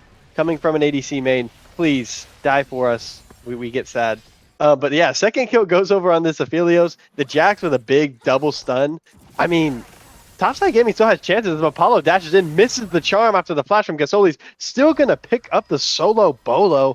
Ari with the fourth kill of the game, looking pretty good. Has that Malignance on there and the upgraded boots with the 5 stacks on Dark Shield, man. Can't feel good. You know, you're making plays happen for Topside, and then Control Alt Defeat's just responding immediately.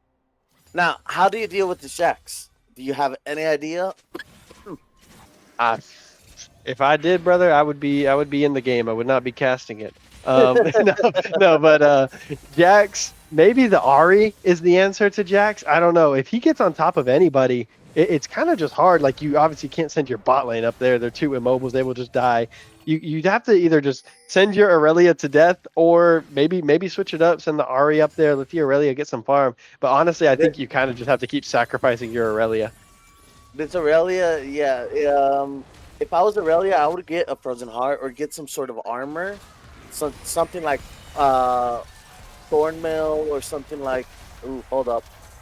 3. Oh, he missed the third. I don't think he... Oh, he got him! Type C Cable with the big 4 shot on the Deadly Flourish. Able to pick him up. And Gasolis, man, I know we talked about Tristana mid, but dude, it looks unplayable into this Ari. If Ari hits Charm, you do just take most of your health bar. While on the top side, Combat Medic getting the best of Weeblord once again. Weeblord not really able to do much into this matchup, where you kind of have to rely on getting ahead. This Jax is going to do everything in his power. And I just have a question for you as a top laner. So Okay, go for you it. see Jax is 640.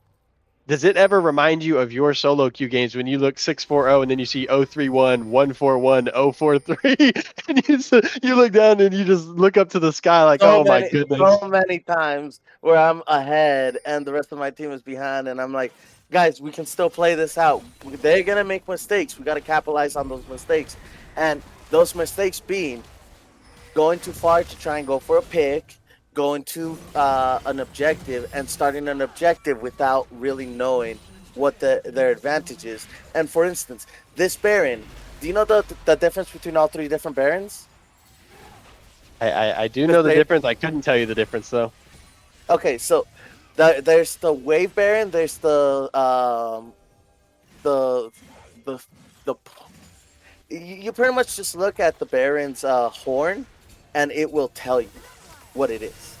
Oh, speaking of, as Apollo comes in, gets the charm into the root, into the ultimate from Pyke. Apollo picks up Shikamaru, and now they're looking for more. Control of the feet might be present. Dash forward, hits the charm onto the Aphelios. Aphelios is down. Double kill from Apollo, looking for a third. Doesn't get onto Lockabone. Grabs a triple kill from Apollo. Gasolis is the fall. Deadly Flourish comes out from the Jhin. Type-C Cable picked up the kill onto Swain, and Combat Medic is just going after Weavelord. Tristana grabs the kill onto the mid laner of Control of Defeat, and Medic is just making Weeblord not have a good time.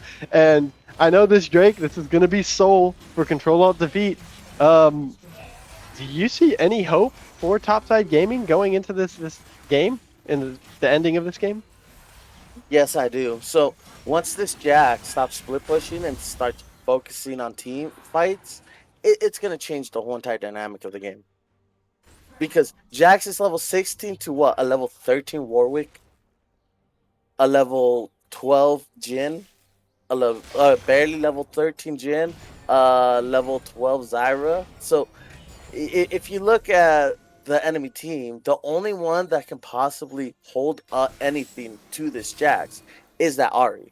And if I was Topside Gaming, I would be focusing on figuring out how we can kill that Ahri every fight or every chance we get and pick her off before every fight.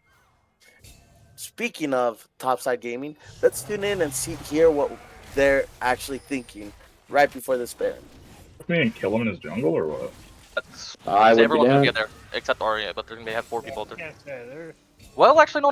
Jhin is Oh, they mid. found me. Zyra's gonna be there. Ari's bot. Zyra's here. Ari's bot with no TP. Ari is bot with no TP. We have TP advantage. If we start a fight, I can TP before she does. Careful. Which doesn't one shot me. Pick the Aurelia, force him into low numbers. Yeah, I'm going. Yeah, I know. It's okay. You go for the boys. I'm gonna go to the boys as well. Okay, know that everyone's gonna be right behind there. Yep. You are here. Okay, Though. so You are far here. back. I win this fight, so. Everyone here on the TP if you back. Okay, perfect. Can't really fight. We can go Baron now. You want a Baron? I I think we think, can. okay, yeah, let's go Baron. Yeah, Holy just voice go crack, Yeah, baby. look at Look at it. That's a Behind. great call from them. Now they're going towards this Baron. Mapalo pushing into the bot lane. Gasolis in response, but this might just be a free Baron with the top laner and the jungler down for the side of Control of Defeat. What a play by Shikamaru and Combat Medic, but Deadly Flourish is here. I think the top laner might be dead. They're trying to avoid the shots. 4-shot comes in. Swain going to eat hit up in ult, and that might just be the Baron going over to the side of Topside Gaming. Gasly's in. He wants some. He dodges the root from Big Buddha, but they're all just going to be out. That is a clean trade coming from Topside Gaming when it looked like their backs were against the wall. Well, and that, like I said, once they start playing around this Jax, now that he's got that tier 2 turret topside, it's going to be a whole different game. It's a whole different ball game, especially since he's level 17 to this level 15 Ahri and Aurelia. Like, it's so phenomenal that they see their win condition, right? Their win condition right now is playing around that Jax and playing around the fact that, yes, they can get picks with this Jax anywhere on the map. Yeah, 100%. And man, Combat Medic is making the name Topside Gaming really feel like that right now. He has this team on his back as Mapalo ults. He's looking for a kill. Flash away from Veni Vidi Vici. That's a big flash to get that won't be up by the time Elder comes up. It'll be a little bit behind, but That's a big play coming out of Apollo once again. And it feels like, I know the Jin is 6-0, but it feels like this game is going to come down to Apollo versus Combat Medic. Who's going to be able to put this team, put this engage, put the right plays together better? Well, yeah, and you also got to take into account this Jin and Zyra have died 0 times. They haven't died a single time bot lane. Yeah, that's kind of crazy on a Jin, especially, into such a team that could get on top of the Jin. They're doing a really good Exactly. job protecting him, kind of like what they did in game 2 on that Xerath for Mapalo, kind of just keeping him alive as much as possible and letting him output the damage. That deadly flourish for the Jin is actually just going crazy every time. And it's going to be a good ending. The gold lead's kind of shrunk down. It was about 6K. Now it's down to 3. If you're on the side of Topside Gaming, and you got a minute 45 until Elder, what's kind of your, I guess, prerogative? What are you trying to see done? Like, are you wanting them to keep split pushing with the Jacks, group up, push mid? What are you kind of thinking? You group up and push mid. 4-1 split. You have Tristana split push, so that way she gets solo XP and gets caught up. Jackson's already level 18, so you don't need him split pushing anymore. You need him at these fights to be able to engage and be able to start them. You need him to be able to get them. And Yeah. there's Aurelia dead again. Yep, I believe this might be Aurelia dead. Good blast cone from Weeblord, able to get out. But one thing I do want to note is the fight over the Vision is going down, but Scuttlecrab was taken on the side of Control of Defeat. Look at all these red wards on this bottom side river. Like, there's nowhere for Topside Gaming to be able to get in. And so Combat Medic just says, you know what, I'm just going to go top and push. 40 seconds on the Drake. He does have the TP up, but I think he might be trying to get an item. Ophelio's backing as well. I believe he may have his LDR up and or Mortal Reminder. I know you were talking about anti-heal, potentially a Mortal Reminder. With 30 seconds left to go on this Elder, do you got any last points before this fight starts? Yeah, the biggest point is they have to play this front to back. They have to make sure they keep that Aphelios alive, and that Jax needs to be the front and center of this fight. Yeah, it looks like they are holding that brush in the jungle, but look at all those plants from Zyra. Charm misses from Mapalo, but they do take that blast cone. Little point of access denied from Control Defeat to Topside Gaming, but look at this Zyra just poking. But they just did spot the Jin, who missed his W from the top, from above them, so they know he's cut off from this fight. This could be a big one. Charm misses again from Mapalo. Out comes the Deadly Flourish. Jin looking to just get any kind of poke. Lock Capone walking up. Gasolis jumps in onto him, and that might just be a dead Jin. But on the other side, Mapalo grabs Veni Vidi Vici. Looking again, jump in, shut down for Tristana, and that might just be Topside Gaming down. Pike Wazowski doing so much damage. Triple kill for the Warwick, and that's going to be the Elder Dragon as Gasolis is trying to get away on absolutely no health. Man, that Jin distracted them so much. What a play from Type C Cable. He was a little bit cut off, made the most of it, and that might just be the final nail in the coffin for Topside Gaming. Yeah, I agree. In that fight, they shouldn't have focused the Jin, or if they were going to focus the Jin, they should have just let Tristana ult him and keep him out of the fight as long as possible. Because their main focus was they had 3 people already fully caught out. Use everything to go on those 3 people, kill them, and then rotate around onto that Jin, onto that Zyra. Or onto the Jin, onto the Aurelia. Looks like they are going to back out, not opt to go for the end. Was a 4-for-1. They had people respawning for Topside Gaming. Lockapone going to get the stop, but, just takes so much damage from that Zyra already. Zyra has scaled. I think that it's safe to say. 1-0 and 11. Big plays coming out of Big Buddha. But honestly, the story of this game is this Ahri, is this Warwick. But mainly, I want to focus on the plays of Mapalo. Is there anything you're seeing from him that's just like, man, he's doing such a good job? No, he's doing really good. He's actually building correctly this game. I can't say the same for the Swain. I think if Swain ended up going for a Force of Nature here, he would be able to tank a lot more. If he was going for not a Randuin's, but a Frozen Heart, he'd be doing so much more. Oh, the ult in from the volley bears. Looks like they might have caught the 2 backliners out. Down goes Type-C Cable. First kill for Shikamaru this game. But the ult, the 3-man, he's in there. Pike Wazowski, and that's 4 dead for the side, or 3 dead for the side of Topside Gaming, and that did not go how they expected it to. Zyra picks up her second of the game. The Ari grabs a double kill, and that is just going to be the Baron for Control Alt Defeat in the game 3, up 2-0, man. It's got to be a feels bad moment. You thought you had something. You thought you had Mapalo and the Aphelios trying to make a play happen. Just not really going to do much 1v3. Zyra does come down the zone. Just the Baron. If he would have put that ult on the Zyra instead of trying to only focus on Mapalo, he would have hit Mapalo and all of them with that ult and possibly be able to kill them all. He needed to focus using that ult correctly to be able to output that damage, and it's sad to see when you don't use it correctly. Yeah, one thing just real quick. I know, the game might be coming to an end. I just want to tap in one more time to the comms of Topside Gaming, kind of see what they're thinking, where they're thinking of going with this. Sounds good. I'm super lit, way too many fucking words, man. I'm trying to sweep, but it's not going well, I'll tell you. I'm jumping from 150 frames down to 50 like every 2 seconds. I need help Yeah. top. I can't hold this at all. I'm I'm coming, gonna like one-shot the fucking tower. I'm here on a flank. If you want to go in, but I pushed up bot super hard. Aurelia's right here. Yeah, I'm looking for Be it. alone. you can go on her. You can go on her. I'm leaving, Jen. Oh, Careful never about mind. everybody else. Watch Nope, out, watch leave, out. leave, Oh, leave, oh, leave, Oh, leave. get out.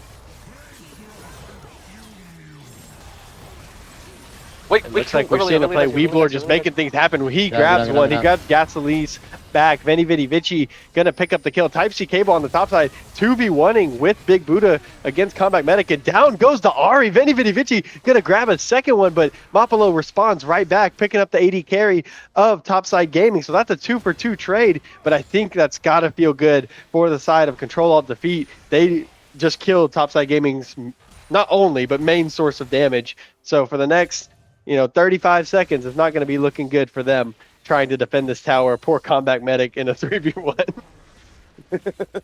Well, everybody's starting to reach their max items. Everyone's starting to slowly. Oh, my son's throwing a hissy fit. Sorry. I was like, what is that moaning sound in the back? Yeah, no, you are all good. You're all good. Honestly, I did like that Topside was still calming. They're not, they're down. It's about an 8k gold lead, but 8k gold lead Soul Elder Baron, about as bad as you could look at. But they're still staying upbeat, keeping the comms up. And now with a minute 20 left until this Elder, I also want to tap in a little bit with Control Alt Defeat, and let's see how they're feeling. I agree.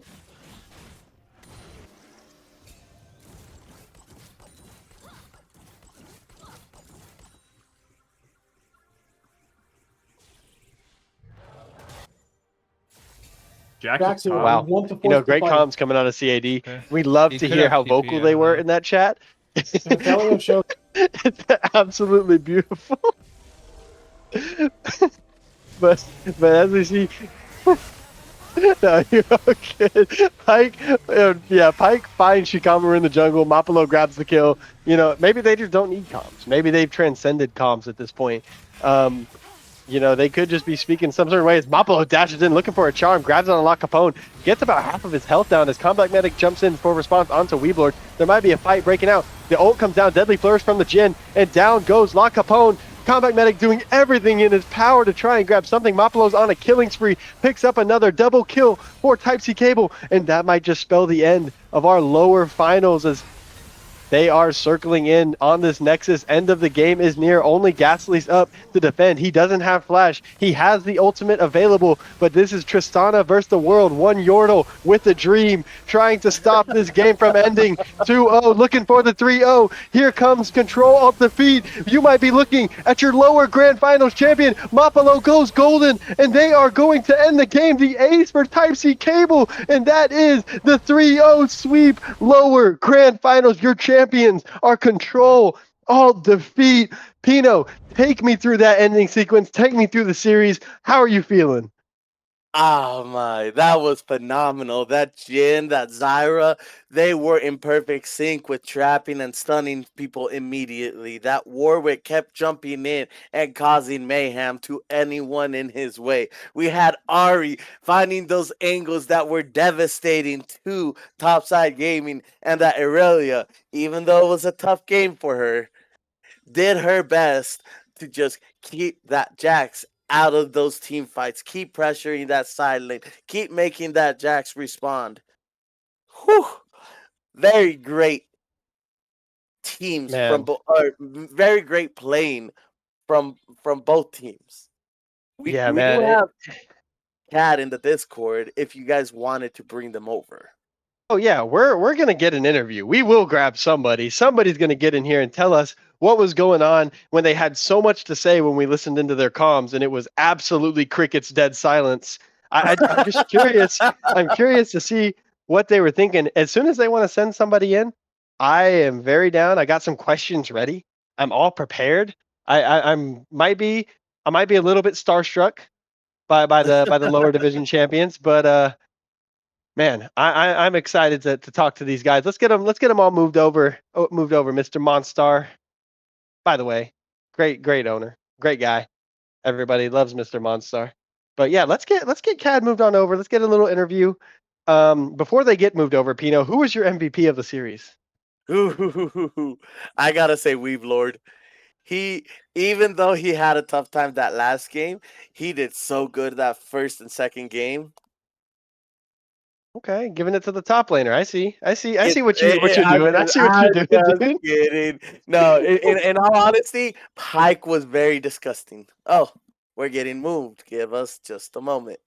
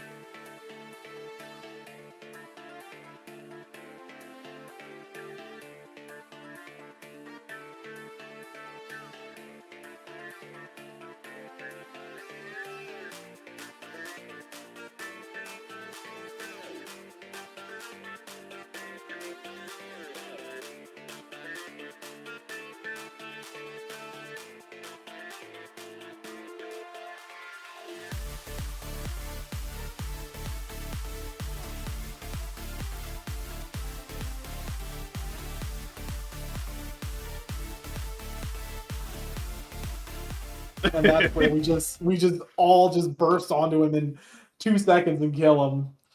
Oh yeah, What man. I mean, it questions you was guys fun to got for us? watch. So I do have a Guys, couple. I have a couple. but before, hold up. Before we continue, we are finally on stream. So, do you have anything you want to say to the viewers? Thanks for watching our craziness. Yeah, thanks for watching. Were you The not first two games entertained? had us sweating for about the first 5 minutes of the game, and then Pike goes, "Hold up, I got this," and grabs the game by the reins and just starts tugging us all over the map. Yeah, I got a man. I shout mean, out, dude. I need a shower right now, man. you I'm guys sweating. played really well. I guess the main question is going into the series, going into grand finals. What was kind of y'all's thought process? You know, I know you did some scouting. Pike said he was looking into them. What were y'all thinking going into it? So we do a lot of scouting especially for the playoff games. If you don't use Draft or LOL's scouting thing, highly recommend you get Shameless it. plug. Shameless plug. We're not even sponsored by them, but hey, if you love me, you know where to find me, Drafter. I do a write up on each team that we face in the draft and give some clips of like here's where they're doing things, and we try to look at it before every game. Topside Gaming does a lot of really early game proactive plays. So our big thing was I had a little bullet point: avoid early fights at all costs, especially in the river. Two-wave ward because the jungler Sheikah is a really good early game ganker. So we need to deny early game ganks for Sheikah. And if we commit as a play, we need to commit as 5 people unless we can guarantee someone else is on the map, because Topside Gaming are not ones to one by one fights. They are massive fans of like piling in. So we need to pile in too and not get lazy with our engages. So we were. I want to give an extra shout out to Pike. He kind of just breezed past the early part. This man watches the VOD for every single game these Yeah. teams have played this season. This man writes a 2 to 4 page write up on them. He does Yeah. practice bans and our picks, what we would choose going into it based off A lot our of free pools time. and their pools. And then he passes it to me. I do an extra pass over it just to make sure we're not missing anything. And then it goes to the team. Like this man spends probably the whole day leading up to our series and is basically scouting everything this team has ever done. He knows Yeah, if this you locked a series- champion in ranked 3 months ago. Bro, we this get series online. won. Oh, go map. We go online before the game, and he's like, "I have 6 clips to show you." The jungler Yeah. didn't do all of his camps, and he ganked. So Yeah, be ready he's for like, the that. jungler likes to skip this camp. We're going to take that. We're going to run Yeah. it all the way into the end game. Yeah, So I have a preparation question was the for you real guys.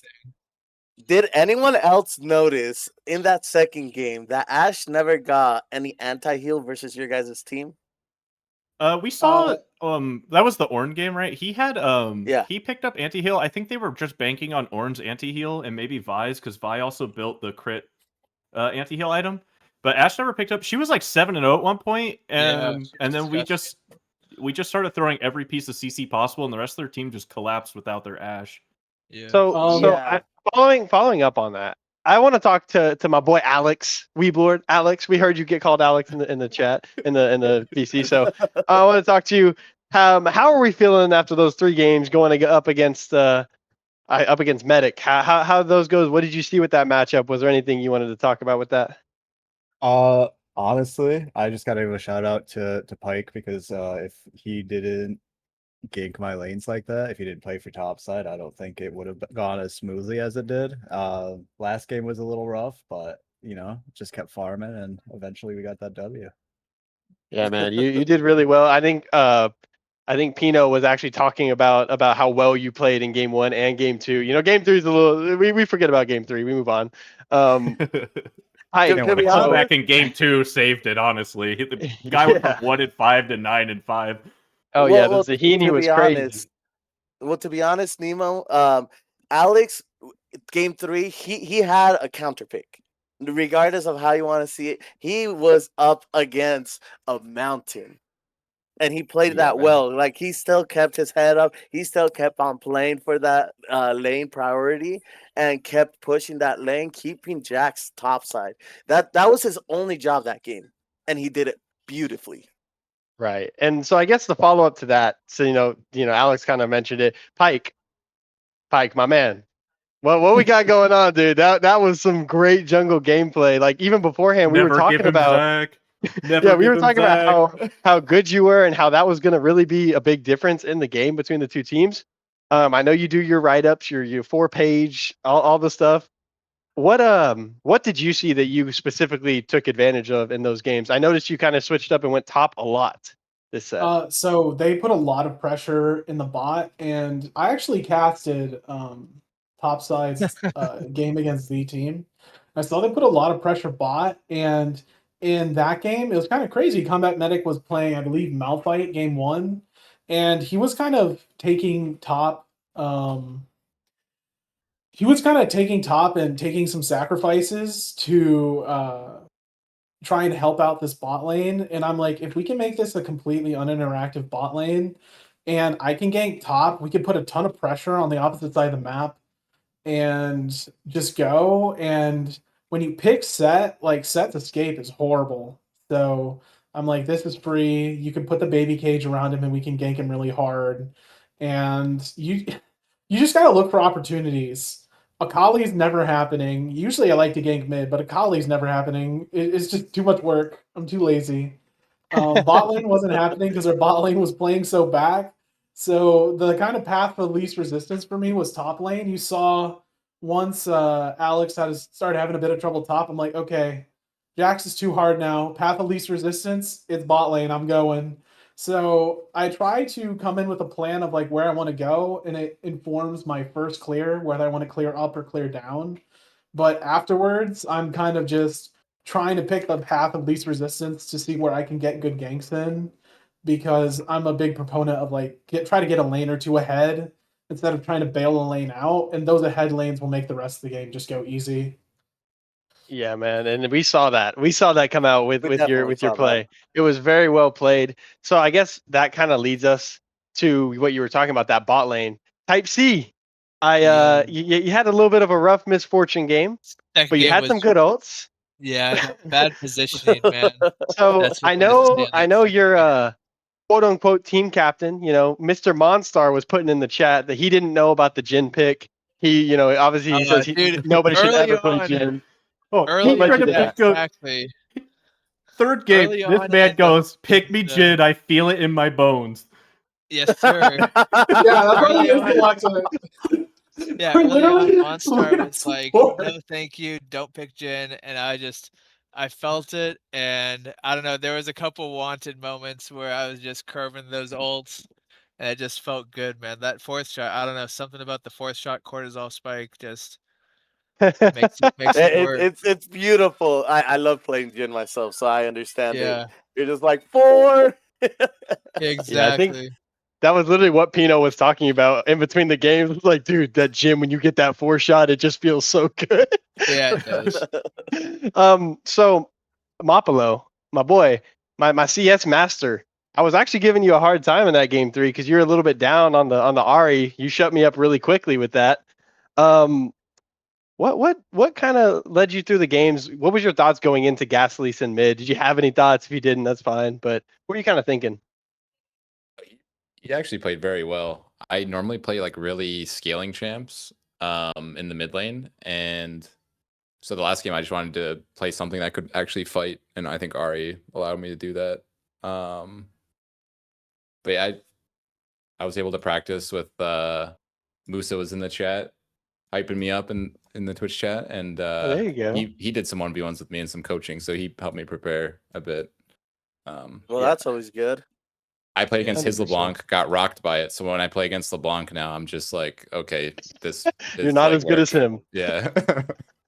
Okay, I get you. Okay, and I guess that leaves the one last person, the Big Mr. Buddha. Support, Mr. Big Buddha. We call him Big Buddha in this place. Let me just point out 3 very phenomenal things. That brand pick was phenomenal. That damage, I knew as soon as you picked brand and started doing that damage, it was a great Okay, one. I spent the whole season psyoping lower division, playing Tom Kent support so that someone would take it so I could beat them up with Brand. No, Buddha was literally like, no. I Do knew not it. contest- do not I knew contest it. Tom Kench. I want them to pick Tom Kench. I'm gonna pick Brand, and they're gonna have a miserable time in lane. I go. I was like, Brand or Zyro, we're doing this, and then they picked like quadruple melees, and I said, give me the Brand, we're going in, boys. Well, man, it definitely worked. Did you have any thoughts, any concerns going into this bot lane pre the start, I guess, of the game? Their ADC, you know, I like playing with Type C, but honestly, their ADC out micros both of us for breakfast, lunch, and dinner. That guy was gliding on us left and right. Like we couldn't, Yeah. I couldn't hit him with anything on Seraphine. You know, he's up 7 kills on us because we were out of position. Like he's got the good strong in the bot lane. So what we were really trying to do was just keep the kill count low. Make sure that if they dive us, that they have to pay for it somewhere else, and they had to, because I say, oh, Vi's bot lane, oh, goodbye, your topside jungle, it's gone. So most of the plays and things that we did in the bot lane were mostly just to shut down their bot lane, or at least keep the kill count low. Never let them get to double-digit kills, because then it's unmanageable for the rest of the team. And then once we get to the rest of the team, play around it. I will say, I feel really bad for their support, because I know he was trying to counterpick me with the Swain. If you're ever in a situation where you're blind picking and you're trying to counterpick out the Swain, just take the Zyra. Nobody beats Zyra in the bot lane. It's on his playlist. We specifically took it to counter. You take it away from them. Swain and Zyra, I've played it so many times. I don't know if you guys seen the other series. I play Swain in almost every series, and Zyra is the most hated bot lane champ of all time. Play that. That's some advice for the other support. Pick that. It does not matter if what they pick on the other side. They could pick an enchanter. They could pick engage. They could pick whatever they want. You play Zyra and you just free win the bot lane. If they had Ashe plus Zyra that game, we lost 100% out of bot lane. When Oh, yeah. Zyra is in the lane, it is Zyra and 3 spectators. It's no longer Right. 2 ADCs and 2 Exactly. Yeah, All right, man. Well, go ahead. just to follow up with the closing statements and everything, are you guys going to be playing the next season Yeah. as a team? Absolutely. Oh yeah. Oh, yeah, Cat we're sticking ice all together. the way. We spent way too 'Cause- much time building up the chemistry. Now here is the next question. Are you guys ready for that mid instead yeah. of lower, so that way you Yeah. guys I think- can actually get challenged? I think it'll be rough. We might drop a handful of games and maybe a series or two, but I think we can definitely contend for mid. Yeah. Yeah, 100%. And I guess the final question, and then we can let you guys go and be free. I want to hear from everybody. Who was the MVP of the set today? That Alex. mid laner played pretty Yeah. good. No, yeah. Alex or Pike. I Yeah, gotta put it on Alex- Pike. Like Alex had some great swing comebacks, but like none of the lanes thrive without our Zach Yeah. Booger I think Blob Pike. flying over the wall, giggling like a madman as he barrels into 4 people and knocks them all up like bowling pins. Yeah, Pike held it down. Yeah. I I'm going love Pike. Zach. Man. Well, Pike, looks like you've been voted from your teammates as the MVP. And I think that's going to be it for this interview, unless any of you guys had anything to say. Anything? Good game. GG. Yeah, game. good games. There you Yeah, go. strong Well, team. guys. Strong team. Yeah, We'll- very we'll- good. we'll see. I did want to say to them the difference between playing them game 1 and playing them. And by game 1, I mean we literally play them as like the first game in the lower division at all. And this series now was they've a improved mile so and a much. half. They're so much better. Just work on your early jungle macro and stuff, and you can go wherever you want. I'm telling you. yeah, All man. right, Well, guys. Everybody. yeah, should be all good. I thank you guys for tuning in. This was Control Alt Defeat 3-0, winning the Grand Lower Finals. And hopefully you guys tune in for another stream. We'll be back tomorrow night. Absolutely. Thank you for hosting. Let's go. Don't worry, guys. You guys will also be in the Hall of Fames, Oh, heck yeah. right with me. Right with you. Yeah. Good luck. Good Actually, luck. I don't want it. No, I was so last season it was just lower and upper division, and my team won the lower division. So Way to go, there you dog. have it. There we go. All right, guys. See ya. Yeah, take it easy. You guys have a good night. Have a good night, everybody.